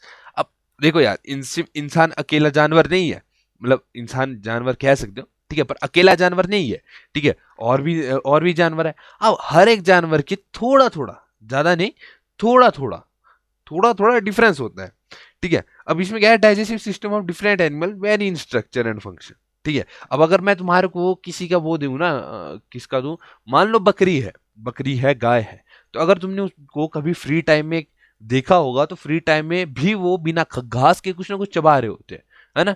तो यानी कि उनके अंदर कोई जो ऐसी चीज है जो इंसान के डाइजेस्टिव सिस्टम में नहीं है, लेकिन उनके डाइजेस्टिव सिस्टम में, ठीक है। अब वही चीज हम थोड़ा बहुत समझेंगे। सबसे पहले कुछ चीजें बता देता हूं। देखो, अगर तुम्हारे को जानना है कि हमारी जो एलिमेंट्री कैनाल होती है, एलिमेंट्री कैनाल यानी कि हमारे मुंह से लेकर के हमारे कहाँ तक एनल कैविटी या फिर स्मॉल इंटेस्टाइन तक तुम बोल लो, का कितना गैप होता है, वो होता है हमारा 30 फीट तक का गैप। 30 फीट तक का गैप। अब तुम बोलोगे यार 30 फीट तो बहुत हो गया, तो भाई वो ऐसे स्ट्रेट गैप नहीं होता, वो ऐसे ऐसे ऐसे ऐसे जोड़ जोड़ के फिर जाके कहीं होता है। तो उस सारी चीज को इन्होंने प्लस करके बता दिया, ठीक है। बढ़ते, सॉरी, ठीक है। अब यहां पर हमने क्या किया, यहां पर हमने जस्ट ये बोला कि जो डाइजेस्टिव सिस्टम है अदर एनिमल्स का, वो हमेशा अलग होगा, हमेशा अलग होगा, पर ज्यादा अलग अलग नहीं होगा। अब ये ऐसा नहीं होगा कि अगर हमारे हमारे डाइजेशन में अगर स्टमक काम कर रहा है तो उनके डाइजेशन में लंग्स काम करेंगे, ऐसा नहीं होगा। बस स्ट्रक्चर अलग होगा। क्या अलग होगा, स्ट्रक्चर अलग होगा। अगर हमारे यहाँ पर स्टमक यहाँ है, मान लो स्टमक ये है, ठीक है, 1 मिनट, हाँ, मान लो स्टमक ये है, ठीक है, और ये लार्ज इंटेस्टाइन और स्मॉल इंटेस्टाइन है, ठीक है। तो उनके ऐसा होगा कि स्टमक क्या पता इधर हो और लार्ज इंटेस्टाइन स्मॉल इंटेस्टाइन इधर हो, ठीक है। तो स्ट्रक्चर जो है सिर्फ उसका डिफरेंस होगा, बाकी किसी चीज का डिफरेंस नहीं होगा। ह्यूमन और एनिमल के उसमें थोड़ा बहुत डिफरेंस हो सकता है, थोड़ा बहुत, पर मेनली स्ट्रक्चर का डिफरेंस होता है। नेक्स्ट स्लाइड में हमारे पास है रोल ऑफ HCl, ठीक है। अब हमारे पास HCl होता क्या है, HCl होता है हमारे पास हाइड्रोक्लोरिक एसिड। क्या, हाइड्रोक्लोरिक एसिड, एसिड। अब तुम इस एसिड वर्ड पे थोड़ा सा जोर दो, ठीक है। ये जो एसिड वर्ड है ना, इस पे थोड़ा सा जोर दो, ये इस वर्ड पे थोड़ा सा तुम जोर दो, ये। अब एसिड क्या होता है, एसिड के अगर तुम याद रखो तो पीएच जो है एसिड की 7 से नीचे होती है। क्या होती है, 7 से नीचे होती है पीएच किसकी, एसिड की। अब ये क्या करते हैं ना, हमारे पेट में जो एसिड है, पीएच, हाइड्रोक्लोरिक एसिड है, due to its low pH, ये किसी भी चीज को क्या कर सकता है, गाल सकता है। गाल इन द सेंस किसी भी चीज को डिकम्पोज कर सकता है, ठीक है। तो वही चीज हमारे पेट में ये HCl करता है। HCl क्या करेगा, देखो, अगर हमारे पेट में कोई ऐसी चीज चली जाती है बाय चांस की, जो चीज खाने लायक नहीं थी, जिसमें ज्यादा बैक्टीरिया थे, तो हाइड्रोक्लोरिक एसिड उन बैक्टीरिया तक को खत्म कर देगा, ठीक है। तो अब इसमें क्या होता है ना, a thick layer of mucus secreted by mucus gland of the stomach prevents itself the action of the gastric acid, ठीक है। यानी कि मैंने जैसे तुम्हारे को बताया था कि हमारे स्टमक को भी तो ये क्या कर सकता है, हार्म कर सकता है, लेकिन हमारे स्टमक को हार्म इसलिए नहीं करता है क्योंकि हमारे स्टमक की जो वॉल्स होती है वो एक ऐसी वॉल होती है जो किससे होती है, थिक लेयर ऑफ म्यूकस से होती है, ठीक है। एक टाइप ऑफ लिक्विड रख दो तुम, ठीक है, म्यूकस क्या हुआ, टाइप ऑफ लिक्विड हो गया। अब एक थिक लेयर ऑफ म्यूकस पे म्यूकस से ढकी हुई होती है। अब इस म्यूकस से क्या होता है कि ये म्यूकस जो है एक ऐसी लेयर ऐड ऑन कर देता है जिस लेयर की वजह से जो HCl है वो हमारे पेट के अंदर जा करके हमारे को ही हानि नहीं पहुंचा पाता है, ठीक है। नेक्स्ट हमारे पास क्या है, स्लेवरी ग्लैंड्स। अब देखो स्लेवरी ग्लैंड्स हमारे कहाँ होते हैं, अगर तुम्हारे को मैं नॉर्मल बताऊं तो स्लेवरी ग्लैंड्स जो होते हैं ना, वो हमारे गाल के थोड़े से पीछे को होते हैं, ठीक है, गाल के थोड़े से पीछे को। अब ये ग्लैंड्स किस काम आते हैं, जो हमारा थूक होता है ना, थूक, उसको बनाने के लिए काम आते हैं। और एक एक दिन में जो स्लेवरी ग्लैंड्स है वो कितना थूक बना देते हैं, 1.5 लीटर। अब तुम कहोगे इतना थूक कैसे, देखो यार, जब हम खाना खाते हैं, जो स्लाइवा है वो एक बहुत ही ज्यादा इंपॉर्टेंट रोल प्ले करता है किसमें, डाइजेशन में। अब वो इतना ज्यादा इंपॉर्टेंट रोल प्ले करता है कि अगर वो नहीं होगा ना तो आपको कोई भी चीज खाने में दिक्कत हो जाएगी, कोई भी चीज आप घोट नहीं सकते हो, ठीक है। तो जो हमारा स्लेवरी ग्लैंड है वो क्या करता है, स्लाइवा को क्या करता है, स्लाइवा को छोड़ता है ना, स्लाइवा को रिलीज करता है ताकि हमारा डाइजेशन क्या हो जाए, बढ़िया हो जाए, मतलब डाइजेशन में हेल्प मिल जाए। नेक्स्ट है हमारे पास हेट्रोट्रॉफिक न्यूट्रिशन। अब तुम बोलोगे भाई भाई भाई भाई साहब हेट्रोट्रॉफिक न्यूट्रिशन क्या हो गए। अब देखो हेट्रोट्रॉफिक न्यूट्रिशन क्या होते हैं, जो ऑर्गेनिज्म डिपेंड करते हैं अदर्स पे फॉर फ्यूड, ठीक है। जैसे दीज ऑर्गेनिजम्स डिपेंड ऑन ऑटोट्रॉफिक्स, यानी कि हेटरोट्रॉफिक कौन हो गए, हम लोग, इंसान लोग, जानवर लोग। तुम्हारे को मैंने स्टार्टिंग में ही बताया था हेटरोट्रॉफिक इंसान लोग और जानवर लोग हुए, क्यों, क्योंकि देखो यार जो तुम्हारा प्लांट है वो प्लांट सन की लाइट लेगा, ठीक है, CO2 लेगा, O2 लेगा, वाटर लेगा, ठीक है, फिर जाके वो अपना खाना बनाएगा। लेकिन इंसान क्या करेगा, इंसान ये सारी चीजें नहीं खाएगा, ठीक है। वो ना गैस खाएगा, कोई गैस खाएगा, CO2 वो खा सकता है, बिल्कुल नहीं। O2 वो खा सकता है, बिल्कुल नहीं। रेस्पिरेशन में जरूर काम आएगा लेकिन वो खा नहीं सकता है O2 को, ठीक है। और वो सनलाइट को खा सकता है, बिल्कुल नहीं। पानी जरूर पी सकता है लेकिन वो उसका न्यूट्रिशन थोड़ी हुआ, ठीक है। तो अपने न्यूट्रिशन को पूरा करने के लिए ह्यूमन क्या करते हैं, ह्यूमन बन जाते हैं हेट्रोट्रॉफिक न्यूट्रिशन का इस्तेमाल करने वाले, यानी कि वो अपने न्यूट्रिशन को कंप्लीट करने के लिए डिपेंड हो जाते हैं ऑटोट्रॉफिक न्यूट्रिशन पे। किस पे, ऑटोट्रॉफिक न्यूट्रिशन पे, लाइक किस पे, प्लांट्स पे, ठीक है। अब प्लांट्स पे तो हमारा एक फितरत थी कि हम प्लांट्स पे डिपेंड रहे, लेकिन एज अ ह्यूमन हम एक और चीज पे डिपेंड हो जाते हैं, किस पे, एनिमल्स पे, ठीक है, एनिमल्स पे, लाइक डेयरी प्रोडक्ट्स, ठीक है। क्यों, डेयरी प्रोडक्ट्स पे तो हम एनिमल्स ही ला रहे हैं। डेयरी प्रोडक्ट्स में क्या हो गया, मिल्क, ठीक है, मिल्क हो गया, घी हो गया, ठीक है, एग हो गया, ठीक है, मीट हो गया। ये चीजें ऐसी है जो चीज हम कंज्यूम तो कर रहे हैं लेकिन हम किस चीज पे डिपेंड है इन चीजों के लिए, अदर एनिमल्स पे, ठीक है। अगर हमारे पास गाय नहीं होगी तो हम मिल्क और घी नहीं खा पाएंगे, ठीक है। हमारे पास कोई मुर्गी नहीं होगी तो मुर्गी ही हमारे पास अंडा दे पा रही है, ठीक है। और अगर कोई हमारे पास शीप या गोट नहीं होगी तो हमारे पास मीट की जो कमी है वो भी पूरी नहीं हो पाएगी, ठीक है। उसके बाद बढ़ते हैं नेक्स्ट पे। नेक्स्ट हमारा है थोड़ा थोड़ा थोड़ा बहुत, क्या भाई, एक तो ऐसे ऐसे नाम है ना, ग्लैंडुलर एपिथेलियम, मतलब तुम समझ रहे हो, ग्लैंडुलर एपिथेलियम। अब तुम लोग सोचोगे यार ग्लैंडुलर एपिथेलियम क्या नाम है यार, काम भी कुछ हो होगा, नहीं काम बहुत अच्छा करता है क्या। तो ग्लैंडुलर एपिथेलियम एक टिश्यू है, ठीक है, एक टिश्यू है जो कि किस चीज के लिए रिस्पॉन्सिबल है, रिस्पॉन्सिबल, बहुत ज्यादा रिस्पॉन्सिबल है ये, किस चीज के लिए, ये रिस्पॉन्सिबल होता है production of substances like hormones, किसके, हार्मोन्स, ठीक है, किसके, एंजाइम्स के, और किसके, अदर फ्लूइड्स के। अदर फ्लूइड्स में कैसे आ गए भाई, HCl वगैरह फ्लूइड्स ही तो हुई ना, HCl हो गया, लैक्टिक एसिड्स हो गए, ठीक है। हमारी बॉडी के अंदर HCl भी होता है, लैक्टिक एसिड्स भी होता है और बहुत सारे अदर फ्लूइड्स भी होते हैं। तो उन सभी फ्लूइड्स को बनाने के लिए, प्रोड्यूस करने के लिए रिस्पॉन्सिबल कौन है, हमारा ग्लैंडुलर एपिथेलियम, ठीक है। अब ग्लैंडुलर एपिथेलियम क्या होता है, ठीक है, ग्लैंडुलर एपिथेलियम मेनली हमारे ग्लैंड्स में मिलता है, क्या मिलता है, ग्लैंड्स में मिलता है, ठीक है। मींस हमारे ग्लैंड्स में एक लाइनिंग होती है, ठीक है, ग्लैंड्स में एक लाइनिंग होती है, एपिथेलियल लाइनिंग, उसमें हमारे को मिल जाता है ग्लैंडुलर एपिथेलियम, ठीक है। मान लो एक ग्लैंड है, ठीक है, ग्लैंड है, उसकी इधर लाइन है, ठीक है, उसमें कुछ इस प्रकार का ये बना होगा, ठीक है। बनने को ये कोई ऐसा बड़ा ऑर्गन नहीं है, ठीक है, कोई ऑर्गन नहीं है, ये टाइप ऑफ तुम एक टिश्यू मान लो, ठीक है, टाइप ऑफ टिश्यू का है ही टिश्यू, ठीक है। तो टिश्यू ज्यादा बड़ा होता भी नहीं है, तो ये टिश्यू किस चीज के काम आता है, ये टिश्यू काम आता है एंजाइम्स बनाने के, एंजाइम्स बनाने के, हार्मोन्स बनाने के और अदर लिक्विड्स को बनाने के, ठीक है। नेक्स्ट अगर हम चले, नेक्स्ट है वीली एंड माइक्रोवीली, वीली वीली वीली। अब देखो वीली क्या होता है ना, वीली और माइक्रोवीली, ठीक है, are structure in the small intestine. ये जो वीली और माइक्रोवीली है ना, ये दो चीजें, ये कहां प्रेजेंट होती है, ये हमारे प्रेजेंट होती है स्मॉल इंटेस्टाइन में, कहा, स्मॉल इंटेस्टाइन में। अब ये क्या करती है ना, ये हमारे स्मॉल इंटेस्टाइन में सरफेस एरिया बढ़ा देती है, क्या बढ़ा देती है, सरफेस एरिया। मान लो स्मॉल इंटेस्टाइन का अगर सरफेस इतना था, ठीक है, पर हमारे पास वीली और माइक्रोवीली है, तो इसने थोड़ा सरफेस एरिया बढ़ा दिया और कम से कम इतना कर दिया। अब जितना ज्यादा सरफेस एरिया होगा उतना ज्यादा जल्दी जो है हमारा डाइजेशन हो जाएगा। ठीक है, अब वीली क्या होता है, फिंगर लाइक प्रोजेक्शंस होती है। क्या होती है, फिंगर लाइक प्रोजेक्शन। मान लो ये सरफेस है। ठीक है, ये एक सरफेस है। ठीक है, ये एक सरफेस है। इधर एक उंगली ऐसे इस प्रकार की रख लो। ठीक है, एक उंगली इस प्रकार की रख लो, एक उंगली इस प्रकार की रख लो, एक उंगली इस प्रकार की रख लो। तो कुछ इसी प्रकार से स्मॉल इंटेस्टाइन में क्या चीज होती है, वीली। क्या होती है, वीली।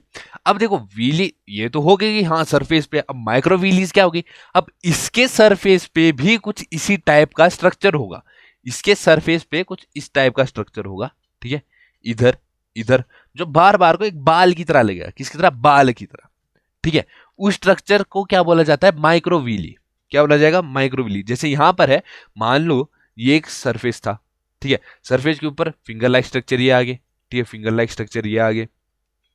अब जब सरफेस के ऊपर ये स्ट्रक्चर आ गए, क्या आ गए, सरफेस के ऊपर ये स्ट्रक्चर आ गए। ठीक है, अब इन स्ट्रक्चर्स के ऊपर एक और चीज है। पहले ये स्ट्रक्चर क्या है, ये स्ट्रक्चर हमारे वीली जो कि काम आते हैं डाइजेशन के। ठीक है, अब इसके ऊपर क्या आ गए, इसके ऊपर आ गए माइक्रोवीलीज। क्या आ गए, माइक्रोवीलीज। अब ये किस चीज के काम आते हैं, माइक्रोवीलीज काम आ जाते हैं हमारे डाइजेशन के यार, सिंपल डाइजेशन के। यानी कि सरफेस के ऊपर अगर उंगली है उसको हम बोल देंगे वीली, वीली के ऊपर उंगली है तो उसको माइक्रोवीली, सिंपल। जैसे वो था ना डोरीमोन, डोरीमोन के पास मिनी डोरा, बस वो है कि अगर नोबिता के पास डोरीमोन है तो डोरीमोन के पास मिनी डोरा है, सिंपल। नेक्स्ट है हमारे पास लीवर। लीवर, अब लीवर क्या करता है, देखो liver is the largest and major digestive gland of human.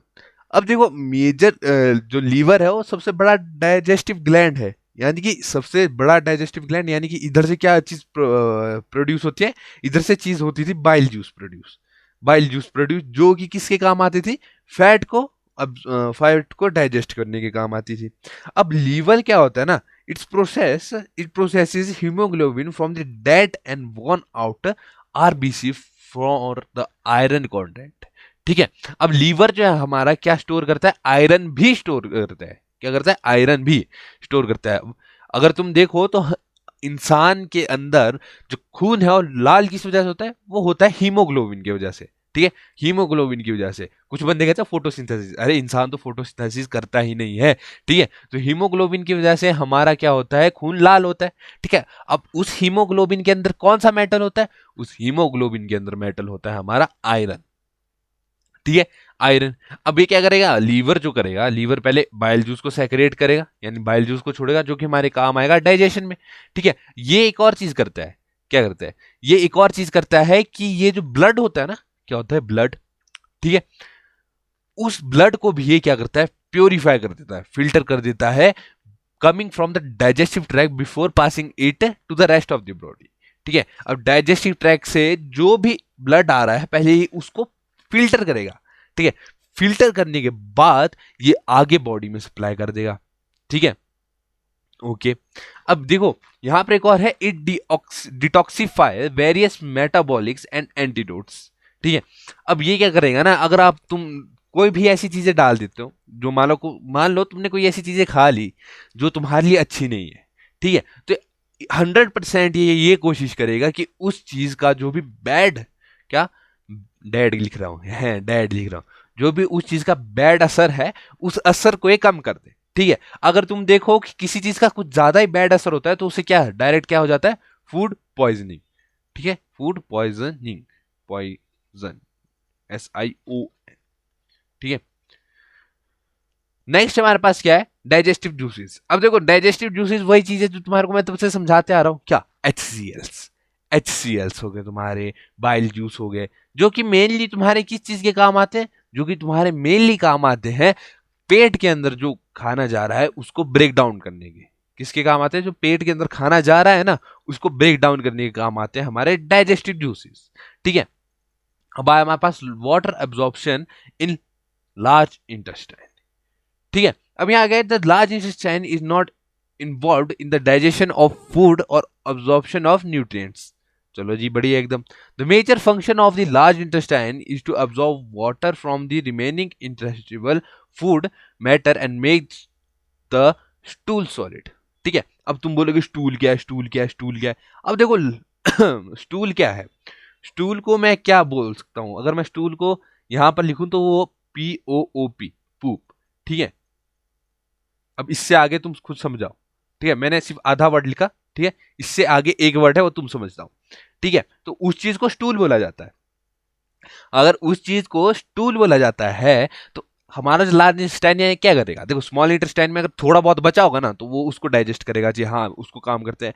अब जो स्मॉल इंटेस्टाइन से स्टूल आएगा लार्ज इंटेस्टाइन पे, तो उस स्टूल से जो भी एक्स्ट्रा अमाउंट में पानी होगा ना, उस पानी को अब्सॉर्ब करेगा हमारा लार्ज इंटेस्टाइन, लार्ज इंटेस्टाइन।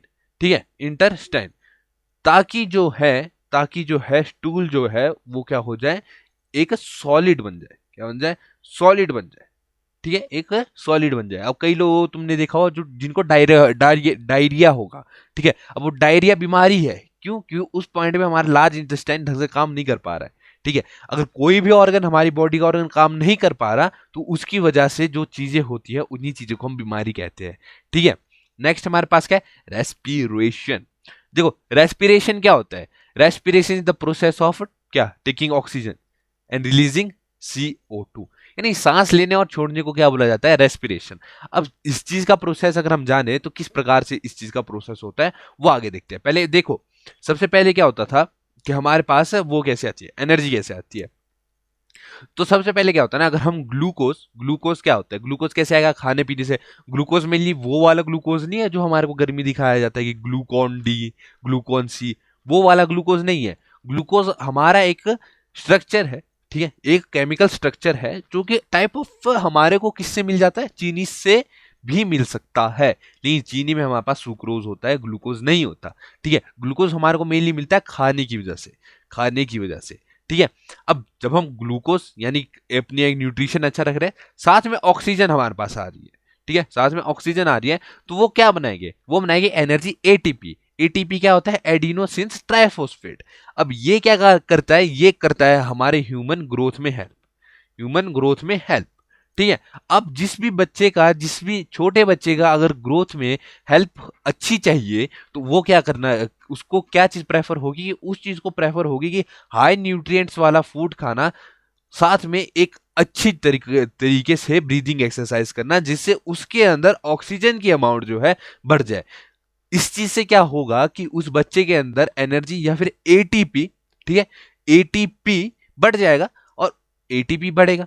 चलो बढ़िया, साथ में उसका जो कार्बन डाइऑक्साइड है वो भी आएगा और एक वाटर आएगा। क्या आएगा, वाटर आएगा। अब ATP जो है एनर्जी है वो हम कैसे यूज कर लेंगे, देखो ये सब चीजें बनेगी। अब एनर्जी हम कैसे यूज करेंगे, कोई भी चीज करते हुए, भले ही बोल रहे हैं, लिख रहे हैं, चल रहे हैं, वो एनर्जी उस तरीके से यूज हो जाएगी, है ना। कार्बन डाइऑक्साइड किस तरीके से यूज होगी, जो सांस हम ले रहे हैं ना, और जो सांस हम छोड़ रहे हैं, सांस छोड़ते वक्त जो हमारे पास गैस होगी उस वो होगी कार्बन डाइऑक्साइड। ठीक है, फिर हमारे पास आएगा वाटर। वाटर किस तरीके से जाएगा, वाटर जाएगा या तो हमारा स्वेट की तरीके से, ठीक है, स्वेट की तरीके से, या तो जाएगा हमारा पी की तरीके से। ठीक है, पी की तरीके से यानी यूरिनल्स की तरीके से। क्या, यूरिनल्स की तरीके से, यूरिनल्स की तरीके से। ठीक है, यानी कि ये इसकी तरीके से। अब ये चीज तो हो गई। अब ATP एक और चीज के लिए काम आता है। ATP काम किस लिए आता है, मसल बिल्डिंग के काम भी आता है ATP। ठीक है, क्योंकि ये ATP हमारा है एनर्जी का सोर्स। क्या है, एनर्जी का सोर्स। और एनर्जी अगर हमारे को नॉर्मल चाहिए, नेचुरली चाहिए, विदाउट एनी इंजेक्शन, तो हम क्या यूज करते हैं, ग्लूकोज, यानी कि अच्छा न्यूट्रिशन वाला खाना प्लस एक अच्छी ब्रीदिंग टेक्निक के साथ एक अच्छी ब्रीदिंग एक्सरसाइज करना। ठीक है, चलते हैं हम अपने रेस्पिरेशन इन ह्यूमंस की ओर। अब ह्यूमन की रेस्पिरेशन किस प्रकार से होती है, बहुत ज्यादा समझने वाला टॉपिक तो नहीं है, पर तुम्हारे दिमाग में अगर थोड़ा सा भी कॉमन सेंस है तो तुम समझ जाओगे कि ह्यूमन की रेस्पिरेशन कैसे होती है। अब हमने बचपन से कुछ ऑर्गन्स के नाम सुन रखे हैं, जैसे कि लंग्स, ठीक है, जैसे कि नोज, ठीक है, जैसे कि माउथ। ठीक है, तो इन ऑर्गन के थ्रू हम क्या करते हैं, इन ऑर्गन के थ्रू हम सांस लेते हैं। ठीक है, अब ऑर्गन के थ्रू हम सांस लेते हैं, तो उस ऑर्गन में सांस लेने के लिए दो ऑर्गन हमारे मेन होते हैं। ऑर्गन या बोल दो, या कि ये बोल सकते हैं दो प्लेस हमारे मेन होते हैं, एक हमारा नोज और एक हमारा माउथ। मेनली नोज से हम सांस इसलिए लेते हैं कि नोज में जो हेयर्स होते हैं, वो हेयर्स हमारी मदद करते हैं अनवांटेड पार्टिकल, डस्ट पार्टिकल्स को हमारे अंदर जाने से रोकते हैं। ठीक है, वो किस चीज के लिए मदद करेंगी? अनवांटेड डस्ट पार्टिकल जो है हमारे अंदर नहीं जाएंगे। वहीं अगर हम माउथ से सांस लेते हैं तो हमारे जो डस्ट पार्टिकल्स है वो अंदर जाएंगे और हमारे को बीमार तक कर सकते हैं। ठीक है, तो रेस्पिरेशन में क्या हुआ? सबसे पहले नाक से सांस ली, तो सांस हमारी कहां जाएगी? सांस हमारी थ्रू विंड पाइप जाएगी हमारे लंग्स की ओर, और लंग्स से आगे हमारा काम शुरू हो जाएगा। ठीक है, अब हमारे पास एक और चीज होती है, 1 मिनट, हाँ, हमारे पास एक और चीज होती है डायफ्राम। ठीक है, सबसे पहले psychology of physiology of respiration, वही जो मैंने तुम्हारे को बोला कि जब हम सांस लेंगे और बाहर छोड़ेंगे, क्या सांस लेंगे बाहर छोड़ेंगे, सांस लेंगे बाहर छोड़ेंगे, उसको बोला जाएगा रेस्पिरेशन। अब तुम लोग सांस लेंगे बाहर छोड़ेंगे, अब जब हम सांस ले रहे हैं ना, तो हमारे एटमॉस्फेयर में कई सारी गैसेज है, तो हम उस गैस में से एक ऑक्सीजन गैस भी यूज कर रहे हैं। अब ऑक्सीजन गैस हम क्यों यूज कर रहे हैं? क्योंकि देखो यार, glucose plus O2 will give rise to growth, growth यानी कि ATP plus water plus CO2। ठीक है, तो हमारे को क्या चाहिए? हमारे को ह्यूमन बॉडी में मेनली क्या चाहिए? ग्रोथ चाहिए। ठीक है, ग्रोथ लिख दी मैंने, ग्रोथ। ठीक है, हमारे को ह्यूमन बॉडी में मेनली क्या चीज चाहिए? ग्रोथ चाहिए। ठीक है, अब जब ह्यूमन बॉडी में हमारे को ग्रोथ चाहिए, किस प्रकार से मिलेगी? Glucose plus oxygen. ठीक है, तो हमारे को ऑक्सीजन भी चाहिए, यानी कि रेस्पिरेशन तो भाई एक बहुत जरूरी चीज हो गई हमारी ग्रोथ के लिए। ठीक है, अब हमारे पास एक प्रोसेस होता है इनहेल एंड एक्सहेल का। तो नमस्कार देवी और सजनों, आज बाबा जी तुम्हारे को बताएंगे अनुलोम विलोम किस प्रकार से करते हैं। एक लंबी सांस लो और लंबी सांस बाहर छोड़ दो, तुम्हारा अनुलोम विलोम हो गया, है ना, मजाक कर रहा हूं। ठीक है, तो इनहेल एंड एक्सहेल क्या हुआ? सांस अंदर लेना, बाहर छोड़ना, सांस अंदर लेना, बाहर छोड़ना। ठीक है, अब सांस लेने का अगर तुम कभी देखोगे, सांस लेते वक्त हमारी जो बॉडी है वो एक टाइप ऑफ एक्सपेंड होती है। मान लो ये हमारा चेस्ट से नीचे ये पेट है। ठीक है, तो जब भी हम सांस लेंगे तो चेस्ट और पेट दोनों एक्सपेंड होंगे, और जब हम सांस छोड़ेंगे तो चेस्ट और पेट दोनों क्या हो जाएंगे? कॉन्ट्रैक्ट होंगे, यानी कि अंदर को चले जाएंगे। ठीक है, अब ये किसकी वजह से होता है? Due to diaphragm, diaphragm. ठीक है, मेरे हिसाब से ये चीज तुमने पढ़ी है कि डायफ्राम होता क्या है। नेक्स्ट पे चलते हैं। नेक्स्ट है हमारे पास डिफ्यूजन। अब तुम सोचोगे भाई डिफ्यूजन क्या चीज है? ठीक है, diffusion is the movement of the molecules from high concentration area to low concentration area without spending any energy. ठीक है, अब डिफ्यूजन क्या है? High concentration area to low concentration area. अब अगर मैं तुम्हारे को बोलूं कि मेरे पास एक बीकर है, ठीक है, मेरे पास ये एक बीकर है, ठीक है, इसके ऊपर मैंने प्लेट लगाई है, पहले इसके ऊपर मैंने एक प्लेट लगाई है और अंदर जला दी है धूप। ठीक है, अब उस धूप से क्या होगा? उस धूप से आएगा इसमें स्मोक। ठीक है, अब इसमें एक इतना स्मोक मैंने इकट्ठा कर दिया कि अंदर मेरे को कुछ दिखाई नहीं दे रहा है। अब क्या होगा? अब अगर मैं इसकी प्लेट हटा देता हूँ, क्या हटा देता हूँ? प्लेट हटा देता हूँ, तो जो ये बीकर है इसकी कंसंट्रेशन और इसके बाहर की सराउंडिंग की कंसंट्रेशन में फर्क आ गया। सराउंडिंग की कंसंट्रेशन क्या होगी? लो हो गई, और बीकर की कंसंट्रेशन क्या होगी? हाई हो गई। क्यों? क्योंकि अंदर जो है हमारे पास एक हाई कंसंट्रेशन वाली गैस है। अब ऐसा हुआ, ठीक है, तो क्या होगा? तो कुछ नहीं होगा यार, बीकर से धुआं बाहर को जाएगा। क्या हो जाएगा? बाहर को जाएगा। और बीकर से धुआं बाहर को जा रहा है, यानी कि हम ये चीज समझ सकते हैं कि जो धुआं है वो कहां से जा रहा है? हाई से लो की ओर, हाई से लो की ओर। ठीक है, इसी चीज को क्या नाम दे दिया गया? डिफ्यूजन। सिंपल। ठीक है, क्या बोल दिया गया? डिफ्यूजन। अब आता है हमारे पास सेलुलर रेस्पिरेशन। ठीक है, अब सेलुलर रेस्पिरेशन क्या हुआ? अब देखो यार, सेलुलर रेस्पिरेशन, सेल्स की रेस्पिरेशन। अब सेल्स की रेस्पिरेशन के लिए हमारे पास सबसे मेन पहलू क्या है? ATP। ठीक है, अब देखो एडिनो सिंस ट्राइफॉस्फेट किस प्रकार से बनेगा? सेलुलर रेस्पिरेशन की वजह से बनेगा। कैसे? सेलुलर रेस्पिरेशन जो है एक सेट है मेटाबॉलिक रिएक्शंस का। ठीक है, मेटाबॉलिक रिएक्शंस का, जो कि किसके अंदर होता है? भाई इंसानों के अंदर ही होगा, इनसाइड सेल्स। ठीक है, इंसानों के अंदर जो सेल है, यार सेल तो देखो प्लांट्स के अंदर भी होगा, ठीक है, यानी कि सेल के अंदर जो हमारी चीज होगी क्या होगी, मेटाबॉलिक रिएक्शंस। अब उन रिएक्शंस की वजह से क्या होता है, जब वो रिएक्शन सेल के अंदर होते हैं तो वो क्या करते हैं, बायोकेमिकल एनर्जी जो सेल में मिली ऑब्टेन्ड फ्रॉम द फूड, ठीक है, उसको क्या कर देते हैं, क्या कर देते हैं, उनको उनको चेंज कर देते हैं केमिकल कंपाउंड में। किसमें, केमिकल कंपाउंड में। वो केमिकल कंपाउंड कौन सा आ गया, वो केमिकल कंपाउंड हमारे पास आ जाता है एडिनोसिन्स ट्राइफॉस्फेट। वो कंपाउंड है हमारे पास एडिनोसिन्स ट्राइफॉस्फेट, ठीक है। बढ़ते नेक्स्ट की ओर। नेक्स्ट आ गया हमारे पास एरोबिक रेस्पिरेशन, ठीक है। अब एरोबिक रेस्पिरेशन क्या है, जो इसमें क्या होता है ना, जो ग्लूकोज होता है, ठीक है, ग्लूकोज वो किस में कन्वर्ट हो जाता है, energy in the presence of oxygen. किसमें, जब हमारे पास ऑक्सीजन होगा, O2 होगा, ठीक है, ऑक्सीजन की प्रेजेंस होगी, तो जो हमारे पास ग्लूकोज होगा, ग्लूकोज होगा वो किस चीज में बदल जाएगा, एनर्जी में, एनर्जी में, ठीक है। यानी कि एरोबिक रेस्पिरेशन क्या हुई, the the the the process of converting the glucose into the energy in the presence of किसका, ऑक्सीजन। सिंपल, छोटी चीज है, एकदम इजी है, ठीक है। वही वही रिएक्शन है, glucose plus oxygen will equals to carbon dioxide plus water plus energy. Energy क्या है हमारा पास, एटीपी, ठीक है, ठीक है।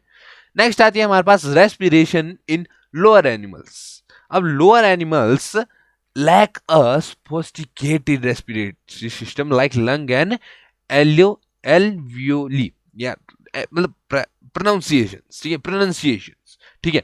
अब हमारे पास क्या होता है, जो छोटे एनिमल्स होते हैं ना, छोटे एनिमल्स क्या करते हैं यार, उनके पास ना यार एक चीज की कमी हो जाती है, लंग्स की, बेचारे बिना लंग्स के सांस लेंगे, ठीक है। तो ये क्या करते हैं ना, ये इनके पास अपने अपने कुछ तरीके होते हैं, अपने अपने कुछ तरीके होते हैं, ठीक है। लाइक इधर देखो, respiration in them take place by simple exchange mechanism, ठीक है। अब जैसे अर्थवर्म है हमारे पास, ठीक है, अर्थवर्म क्या करते हैं ना, जैसे हम नाक से सांस ले रहे हैं, नाक से सांस ले रहे हैं, अर्थवर्म सांसता है कहां से लेगा, अर्थवर्म सांस लेता है अपनी स्किन से, ठीक है, अर्थवर्म सांस लेगा स्किन से, ठीक है। जो हमारे पास क्या होती है, हमारे पास जो होती है मछलियां, मछलियां तो पानी के अंदर है। अब पानी के अंदर ऐसा तो होगा नहीं, कोई गैस नहीं है।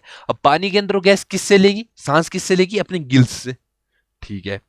अब फ्रॉग क्या करते हैं, फ्रॉग भी अपनी सांस लेते हैं किससे, लंग्स सॉरी स्किन से, और सांस लेते हैं जब वो किस में होंगे, पानी में होंगे, और जब वो बाहर होंगे ना, पानी से बाहर होंगे, तो वो किससे सांस लेंगे, तो वो लंग्स से सांस लेंगे। यानी कि हमारे पास जो फ्रॉग है उसके पास सुपर पावर है। सुपर पावर कैसी है, वो पानी में भी सांस ले सकता है। फ्रॉग तो एक्वामैन निकला, एक्वामैन, ठीक है। फ्रॉग हमारा है देसी एक्वामैन, यानी कि पानी में भी जाएगा ना तब भी वो सांस ले पाएगा, और पानी से बाहर आएगा तब भी वो सांस ले पाएगा। तो इधर क्या होता है ना, जो हमारे छोटे मतलब रेस्पिरेशन लोअर एनिमल्स, उसमें क्या है कि बस एनिमल्स का जो तरीका होता है वो बदल जाता है, ठीक है, तरीका है वो बदल जाता है, ठीक है। नेक्स्ट क्या है हमारे पास, रेस्पिरेशन इन मसल। अब देखो, अगर हमारे मसल्स है ना, मसल्स मान लो हमारे बाइसेप्स है, ट्राइसेप्स है, चेस्ट है, तो इन मसल्स को ग्रोथ करने के लिए भी हमारे पास क्या, किस चीज की जरूरत होती है, एटीपी और ऑक्सीजन की, एटीपी और ऑक्सीजन की, ठीक है। अब क्या होता है कि जो हमारे पास respiration in muscle can be anaerobic when there is not enough oxygen, ठीक है। अब क्या होता है ना, जब हमारे पास इनफ ऑक्सीजन नहीं आ रही है, मान लो हम दिल्ली की साइड रह रहे हैं, ठीक है, वहां पे हमारे पास इनफ ऑक्सीजन नहीं आ पा रही है, ठीक है, तो उस ऑक्सीजन ना आने के कारण क्या होता है कि हमारी जो मसल है वो एनएरोबिक रिएक्शन भी कर देती है। यानी कि क्या करती है, वो जो है विदाउट ऑक्सीजन भी ग्रोथ पकड़ लेती है, ठीक है। अब क्या होता है कि जो ग्लूकोज है, जो ग्लूकोज हम खाते हैं, वो क्या होगा, जब हम कोई भी काम कर रहे हैं, जिसको हम क्रैम्प्स बोलते हैं ना, क्रैम्प्स, ठीक है। अब जब हम कोई भी काम कर रहे हैं, मान लो हम जिम जा रहे हैं, हम पैदल चल रहे हैं, किसी दिन हमने थोड़ा ज्यादा काम कर दिया, तो उस दिन क्या होता है, देखो ग्लूकोज ब्रेक डाउन तो होगी, वो किसमें, एक कार्बन डाइऑक्साइड में ब्रेक डाउन होगी और एक लैक्टिक एसिड में ब्रेक डाउन होगी। अब कार्बन डाइऑक्साइड तो हम एज अ गैस निकाल देते हैं, भले ही वो सांस से निकाले, ठीक है, या फिर हम एज अ फार्ट निकाले, ठीक है, एज अ फार्ट। तो इसमें क्या होता है कि जो हमारे पास लैक्टिक एसिड होता है, वो मेनली क्या होता है, वो हमारे मसल्स के पास रिलीज हो जाता है। अब वो क्या कॉज करता है, वो एक छोटी सी पेन क्रॉस करता है, क्या कॉज करता है, पेन कॉज करता है, और उस पेन को हमने क्या नाम दे दिया, क्रैम्प्स। ठीक है, क्या नाम दे दिया, क्रैम्प्स, जिसको मसल सोर भी कहते हैं, मसल सोर या क्रैम्प्स, तुम्हारी मर्जी। ठीक है, अब इस तरीके के पूरे प्रोसेस को क्या बोला जाता है, या तो इसको बोला जाएगा क्या बोला जाएगा, lactic acid fermentation, lactic acid fermentation. ठीक है, अब थोड़ा सा जानते हैं एटीपी के बारे में।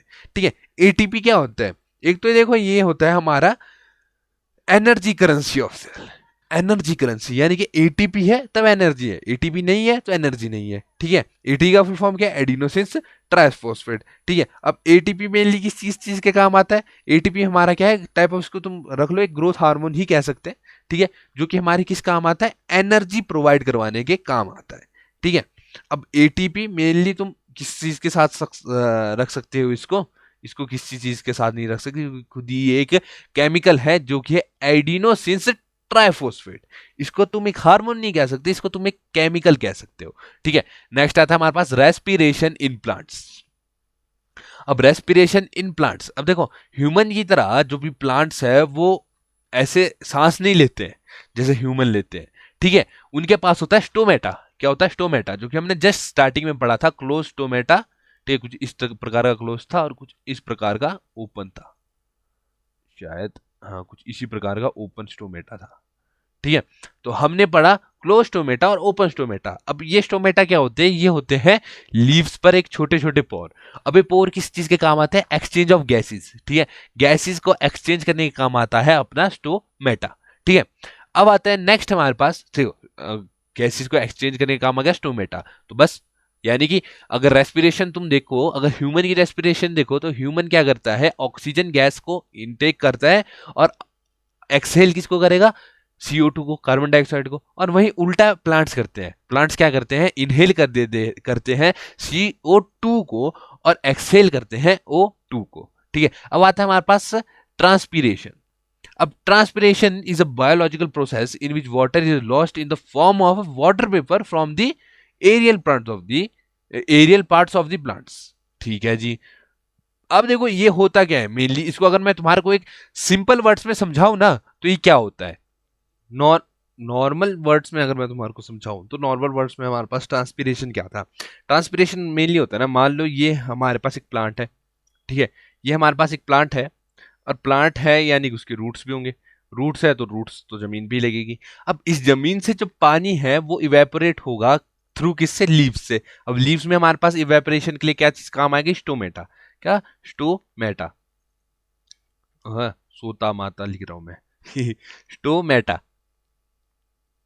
ठीक है, स्टोमेटा के थ्रू क्या होगा, स्टोमेटा के थ्रू जो है इवेपोरेशन होगी वाटर की। और इसमें ये क्या करता है ना कि एज अ स्ट्रॉ, अब तुम किसी स्ट्रॉ को पानी में डालो और या जूस अगर तुम स्ट्रॉ से पी रहे हो तो क्या करोगे, नीचे से ऊपर को जूस को खींचोगे ना, तो वही चीज सेम चीज ये करता है, वो क्या करेगा, रूट से लीव्स की ओर पानी को खींचेगा। ठीक है, अब इसको हम टाइप ऑफ एक्सक्रिएशन का पार्ट भी मान सकते हैं, प्लांट्स के एक्सक्रिएशन का भी पार्ट मान सकते हैं। इसमें क्या होता है, इवेपोरेट होगा पानी। कैसे, पानी जो है, जो हमारे रूट्स के पास है, जो जमीन में पानी है, वो क्या आएगा, वो पहले हमारे लीव्स के पास आएगा। ठीक है, हमारी इधर लीव्स के पास आएगा, लीव्स के पास आने के बाद वो इवेपोरेट हो जाएगा।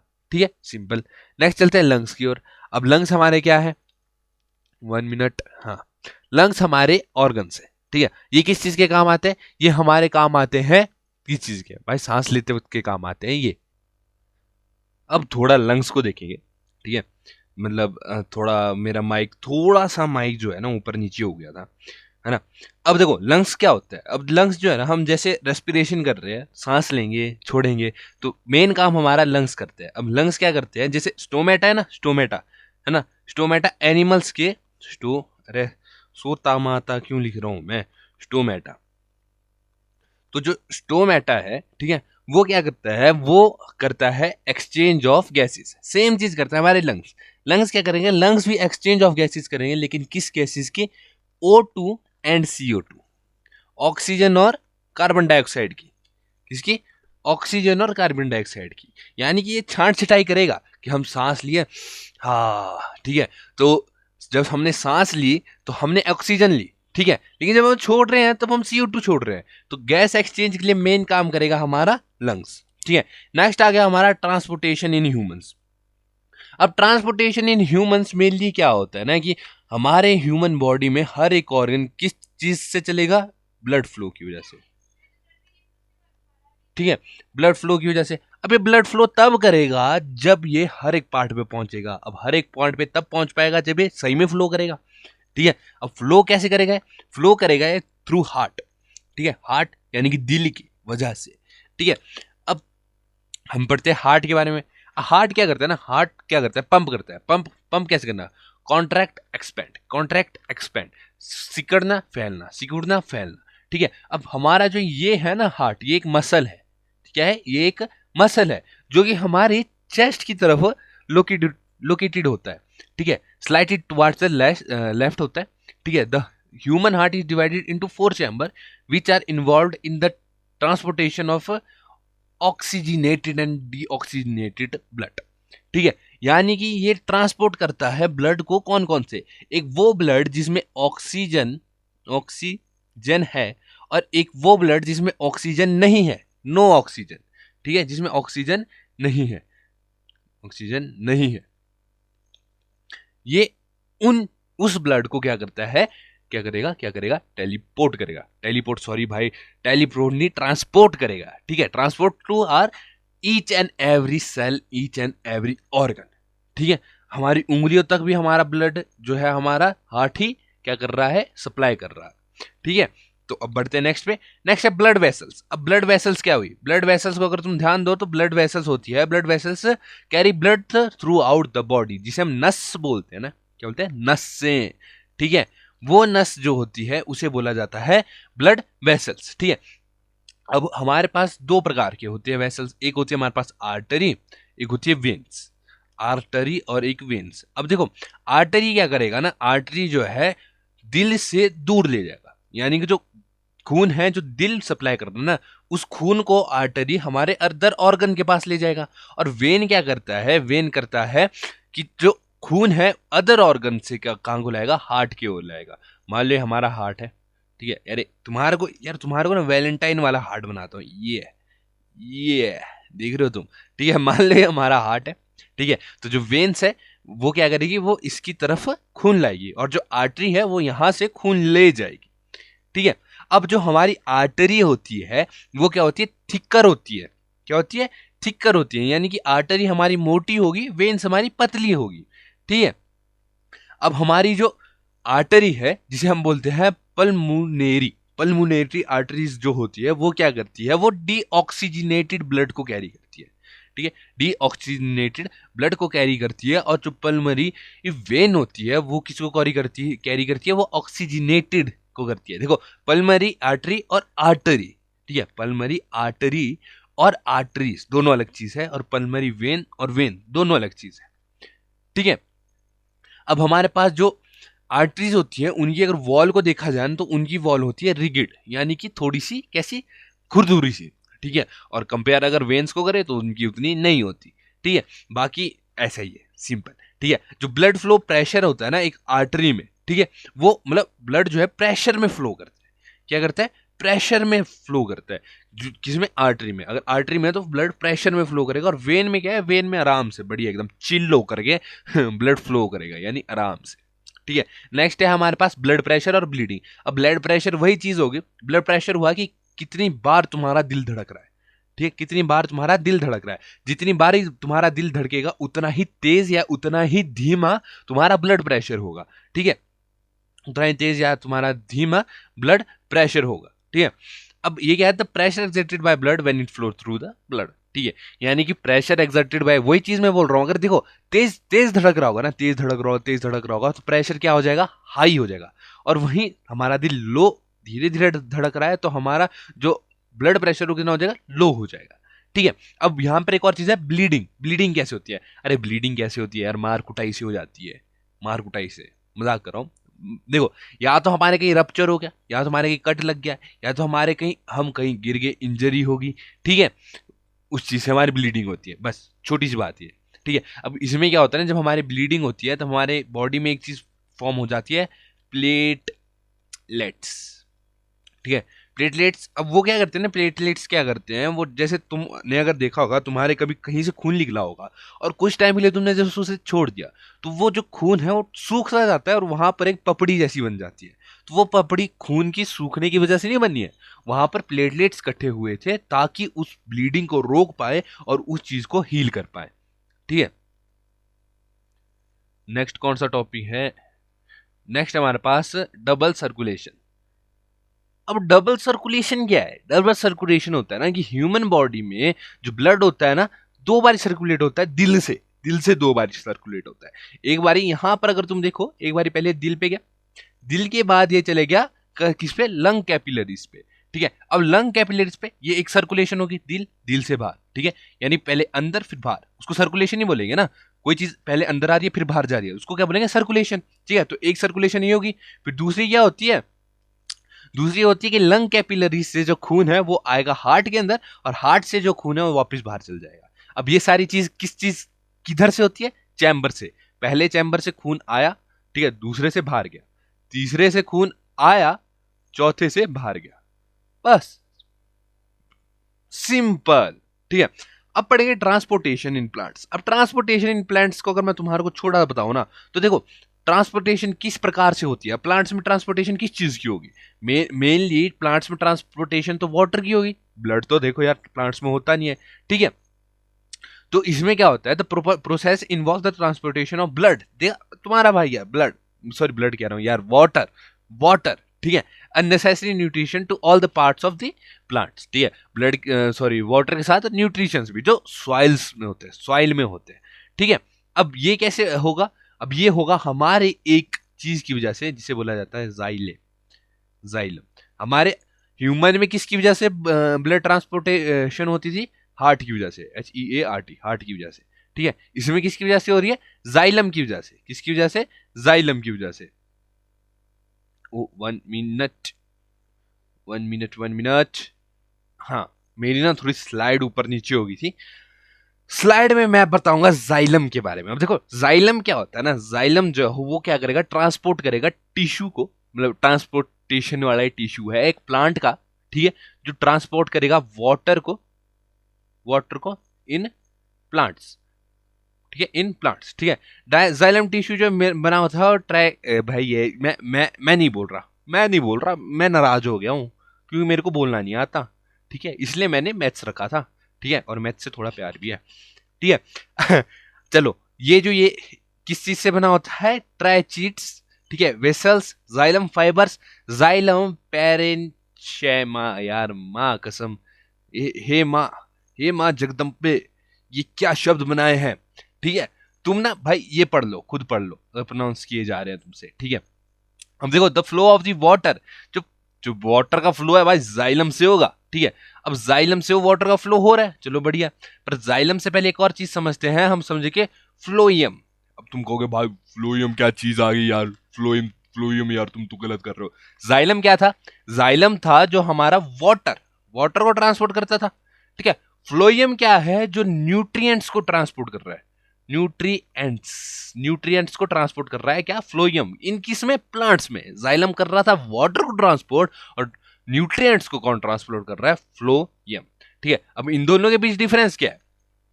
ठीक है, अब इन दोनों के बीच सबसे पहला तो ये है कि जाइलम पानी को ट्रांसपोर्ट करता है और फ्लोएम न्यूट्रिएंट्स और फूड वगैरह, जैसे अमीनो एसिड्स वगैरह। अमीनो एसिड्स क्या होते हैं, प्रोटीन्स, प्रोटीन्स, समझ रहे हो। अब क्या है, जाइलम की एक डायरेक्शन होती है। क्या होती है, जाइलम अगर जा रहा है तो एक डायरेक्शन में जाएगा, मान लो यहां से ऊपर को जा रहा है तो ऊपर ही जाएगा।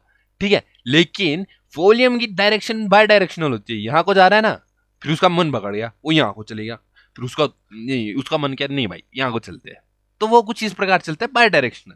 ठीक है, बस मेनली अगर मैं तुम्हारे को बताऊं तो यही चीज है। ठीक है, एक और चीज की, जो nature of tissue is hollow dead cell.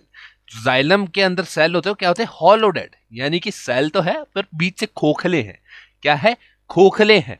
ठीक है, और जो हमारे पास फ्लोएम है, फ्लोएम, ठीक है, उसका क्या होता है, उसके पास साइटोप्लाज्म होता है। क्या होता है, टिश्यू, लिविंग टिश्यू होता है साइटोप्लाज्म के साथ है, पर उसमें न्यूक्लियस नहीं होता। क्या होता है, न्यूक्लियस नहीं होता। बस छोटी सी बात थी, समझने वाली समझ ली। ठीक है, नेक्स्ट हमारे पास क्या है, ट्रांसलोकेशन। अब तुम बोलोगे भाई साहब ट्रांसलोकेशन क्या हो गई, अरे भाई अब देखो, the transport of food in the plant through phloem phloem phloem phloem मजाक कर रहा हूं, phloem via a process such a mass flow is called translocation.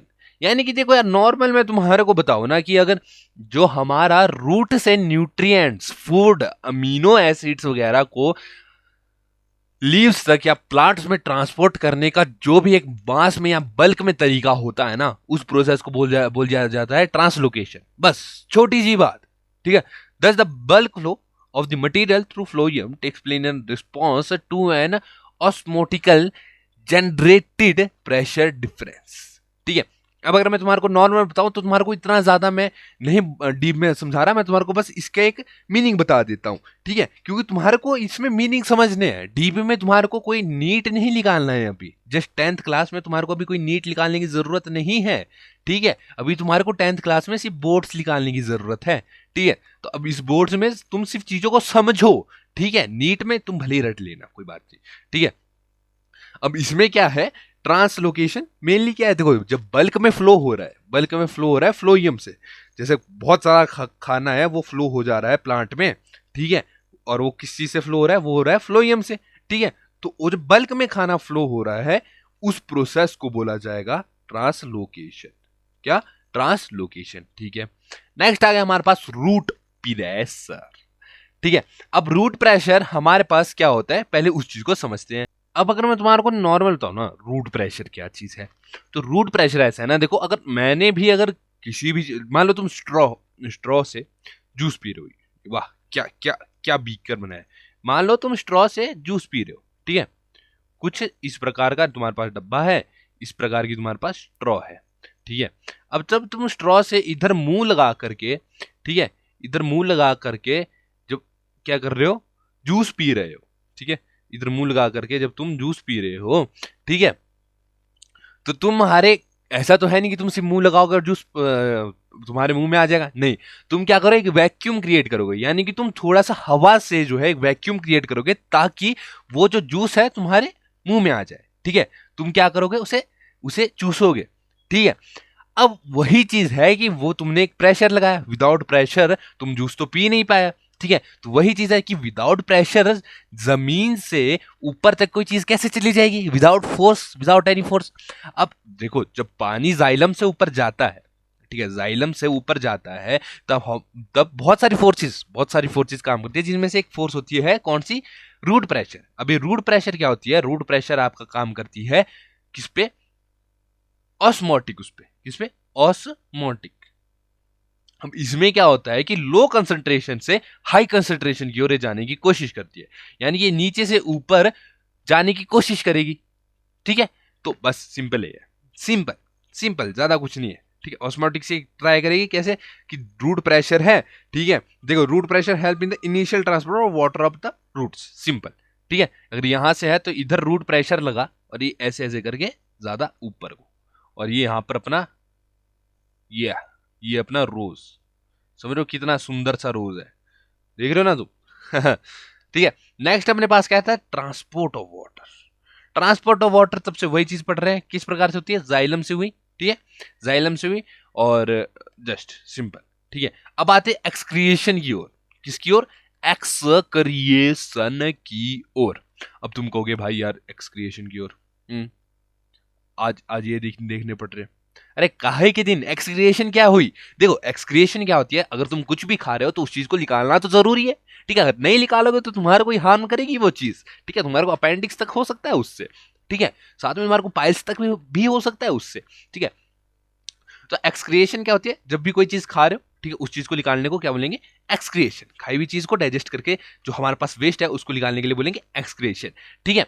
और वही चीज यूनिसेलुलर में अगर देखें तो यूनिसेलुलर अमोइबा देखते हैं, तो अमोइबा है, मान लो अमोइबा का कोई डिजाइन नहीं होता, ठीक है। अब मान लो यहाँ पे उसने खाना खाया, ठीक है, अब जब उसने खाना खाना होगा वो क्या करेगा, ऐसे ऐसे करके इधर इधर, और इसको ऐसे पैक कर देगा अपने अंदर, और जब पैक करेगा तो ये चीज क्या होगी, डाइजेस्ट हो जाएगी, ठीक है, डाइजेस्ट होगी। अब डाइजेस्ट होने के बाद ये एक्सक्रिएट हो जाएगी, एक्सक्रिएट हो जाएगी, ठीक है, इधर ऐसे, सिंपल। ठीक है, ये क्या हो जाएगी, एक्सक्रिएट, सॉरी ये क्या हो जाएगी, एक्सक्रिएट हो जाएगी। अब हम देखते हैं एक्सक्रिएटरी सिस्टम ऑफ ह्यूमंस, इंसान का एक्सक्रिएटरी सिस्टम। अब एक्सक्रिएटरी सिस्टम क्या होता है, एक्सक्रिएटरी सिस्टम मेनली ये होता है कि जो भी वेस्ट मटेरियल है उसको बाहर निकालना, ठीक है।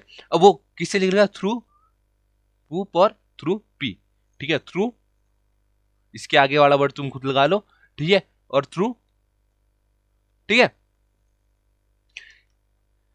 अब इन चीजों से सॉरी या अब देखो, अब इन चीजों से ही क्या चीज बनी हमारी, एक्सक्रिएटरी सिस्टम।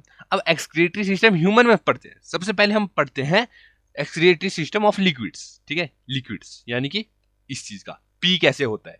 अब देखो हमारे पास क्या है, किडनीज। अब किडनीज में जो है हमारा जो है लिक्विड फॉर्म में चीजें जाएंगी। अब जब लिक्विड फॉर्म में जाएगी तो हमारे पास एक और चीज होती है, pair of ureters. Ureters in the sense कि जैसे ये किडनी है ना, ये किडनी है, तो ये जो पाइप टाइप है इसको बोला जाएगा यूरेटर्स। अब दो किडनियों के लिए एक यूरेटर नहीं होता है, दो किडनियों के लिए दो अलग यूरेटर्स होते हैं।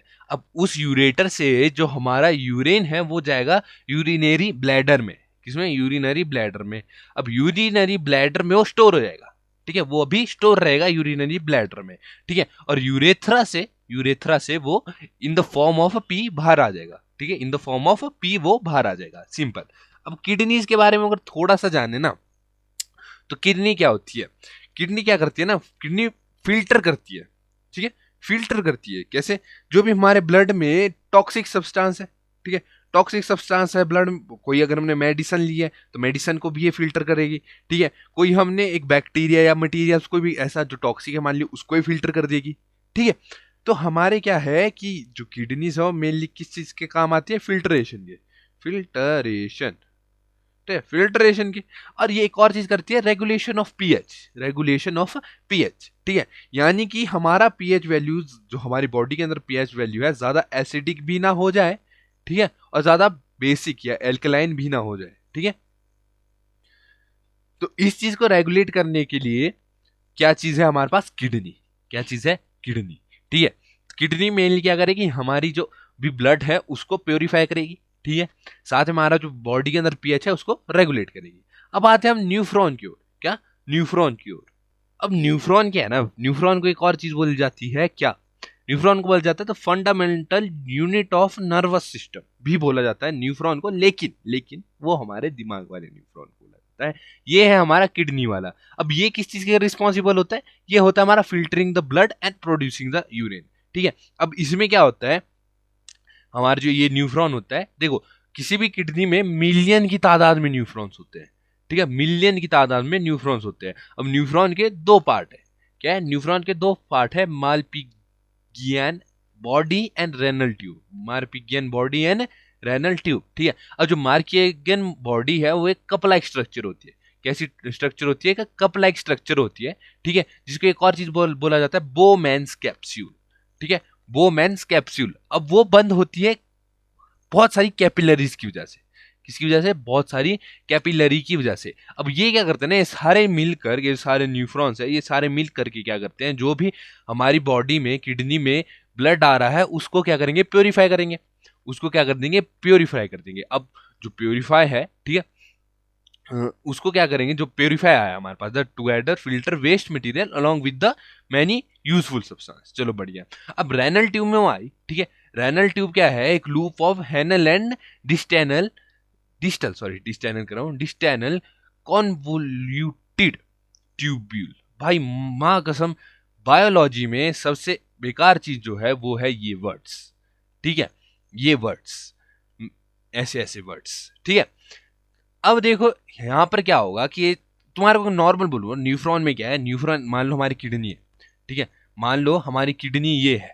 अब इस किडनी में अगर हमारे फिल्ट्रेशन हो रही है तो वो किसकी वजह से हो रही है, वो हो रही है न्यूफ्रॉन की वजह से, न्यूफ्रॉन्स की वजह से, ठीक है। क्यों, क्योंकि हजारों लाखों करोड़ों की तादाद में है न्यूफ्रॉन्स। अब अगर इतने सारे न्यूफ्रॉन्स है तो क्या हो रहा है, तो कुछ नहीं भाई, फिल्ट्रेशन हो रही है, और क्या हो रही है। अब जब ब्लड हमारा फिल्टर होगा, जो हमारा वेस्ट रिमेन बच रहा है, वो किस आउटपुट में बाहर आ जाएगा, वो आ जाएगा हमारा यूरिन के आउटपुट में। बस छोटी सी ये बात है, ठीक है। मैं इंग्लिश में भाई प्रोनाउंसिएशन, कसम भाई, बायोलॉजी नहीं भाई, अब आते हैं हम हेमोडायलिसिस की ओर।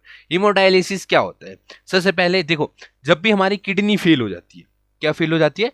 किडनी फेल हो जाती है, तो इसमें क्या होता है ना, हमारे डायलिसिस होता है। क्या होता है? डायलिसिस होता है। अब डायलिसिस में क्या हो जाता है ना, जो काम हमारी किडनी कर रही है, जो काम हमारी ये किडनी कर रही है ना, वही काम किससे करवाया जाता है? मशीन से करवाया जाता है। जस्ट नॉर्मल, मान लो किसी किसी आदमी की किडनी खराब हो चुकी है। अब वो आदमी की किडनी इतनी खराब हो चुकी है कि उसको चेंज करानी है, लेकिन कोई डोनर नहीं मिल रहा है। ठीक है, तो जब तक कोई डोनर नहीं मिल रहा, तो उसको किस पे बिठाया जाएगा? उसको लगा दिया जाएगा डायलिसिस। डायलिसिस यानी कि उसके पास एक आर्टिफिशियल किडनी दे दी जाएगी। ठीक है, किडनी उसको दे दी जाएगी आर्टिफिशियल।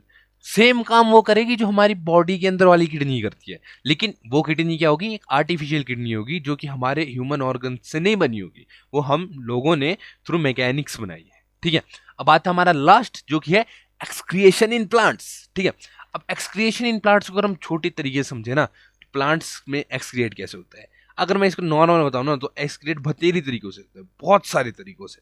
ठीक है, अब इसमें मेन एक्सक्रिएशन कैसे होगा? एक तो देखो, अगर तुम किसी को भी अगर ये चीज पता होगी कि जब भी कोई पत्ता है, ठीक है, पत्ते की थ्रू भी क्या किया जाता है? प्लांट्स ने एक्सक्रिएशन किया जाता है। दूसरा, अगर तुम किसी भी पेड़ के या किसी भी पौधे के किसी पत्ते को तुम तोड़ते हो ना, तो उसके थ्रू भी एक एक्सक्रिएशन किया जाता है। तीसरा ये है कि अगर तुम लोगों ने कभी पेड़ देखे होंगे, ठीक है, बड़े पेड़ अगर तुमने कहीं देखे होंगे, तो उनमें ना एक कट लगाया होता है और एक गोंद टाइप निकल रहा होता है। क्या निकल रहा था? गोंद टाइप निकल रहा होता है, जो कि फ्लेमेबल भी होता है। क्या होता है? फ्लेमेबल भी होता है। तो उसी गोंद को एक तौर पे हम रबड़ भी कहते थे। ठीक है, रबड़ जिसे हम क्या कहते हैं, नेचुरल रबड़ भी बनता है उसी गोंद से। ठीक है, तो वो भी क्या है? वो भी एक्सक्रिएशन है। वो भी क्या है? एक्सक्रिएशन है। अब बहुत सारे प्लांट्स ऐसे भी हैं जो डायरेक्ट सॉइल में भी एक्सक्रिएट कर देते हैं। तो एट दी एंड मेन बात ये है कि प्लांट्स की एक्सक्रिएशन ह्यूमन की एक्सक्रिएशन की तरह बिल्कुल भी नहीं है कि सबकी सेम होगी। हर वैरायटी, अलग वैरायटी के प्लांट्स अलग तरीके से एक्सक्रिएट करेंगे। ठीक है, लेकिन एक्सक्रिएट जरूर करेंगे। ठीक है, इसी के साथ हमारा चैप्टर हो चुका है खत्म। चैप्टर में अगर मजा आया तो भाई देखो, मेरे को तो मजा आया। ठीक है, मजा आया तो चैनल को सब्सक्राइब कर दो, नहीं आया कमेंट कर दो। ठीक है, वैसे तो देख ही कौन रहा है, पर फिर भी अगर कोई अभी तक टिका हुआ है ना, तो भाई मजा आ गया। ठीक है, अब एट दी एंड आ रहे क्वेश्चन आंसर्स। क्वेश्चन आंसर्स करना चाहो तो बस स्क्रीनशॉट लो तुम। ठीक है, मतलब पॉज करो फिर स्क्रीनशॉट लो, सिंपल। ठीक है, पॉज करो स्क्रीनशॉट लो, पॉज करो स्क्रीनशॉट लो, पॉज करो स्क्रीनशॉट लो। रुको, इसको मैं कर्सर को हटा देता हूँ। ठीक है, पॉज करो स्क्रीनशॉट लो, पॉज करो स्क्रीनशॉट लो। अब देखो, एट दी एंड यही बोलूंगा कि क्लास 10th की मैं तुम्हारे को सिर्फ डिटेल में चीजें समझाना चाहता हूँ, ना कि तुम्हारे को कोई चीज ऐसे रटवाना चाहता हूँ कि अगर तुम ये चीज कर लोगे तो तुम टॉप मार लोगे। क्योंकि देखो, अगर 10 बच्चे हैं ना, तो 10 बच्चों में से भी कोई एक टॉपर निकलेगा। तुम बस अपना 100% दे सकते हो, और अपना 100% किसी की भी एडवाइस लेकर नहीं दिया जाता है। अपना 100% अपना दिमाग इस्तेमाल करके दिया जाता है। भले ही तुमने अपना 100% दिया और तुम्हारे 75, 60 इतनी की रेंज में भी आ रहे हैं ना, तो कोई बात नहीं, एटलीस्ट तुमने अपना 100% दिया है। ना कि औरों की तरह रट्टे में अपना जोर लगाया, ना कि औरों की तरह चीजों को समझने के बजाय सिर्फ रटते गए। ठीक है, इसी के साथ चैप्टर हुआ खत्म। वीडियो अच्छी लगी तो सब्सक्राइब कर दो, कुछ समझ नहीं आया कमेंट कर दो, कमेंट में सारी चीजें कंप्लीट होगी। साथ में ऐसा नहीं है कि ये सीरीज खत्म होगी, धीरे धीरे करके एक ऐसी सीरीज भी आएगी जिसमें आपको साइंस से related each and everything detail में बता दी जाएगी। ठीक है, तो इसी के साथ कमेंट में लिख दो जय माता दी। मिलते हैं नेक्स्ट वीडियो में, तब तक के लिए जय माता दी।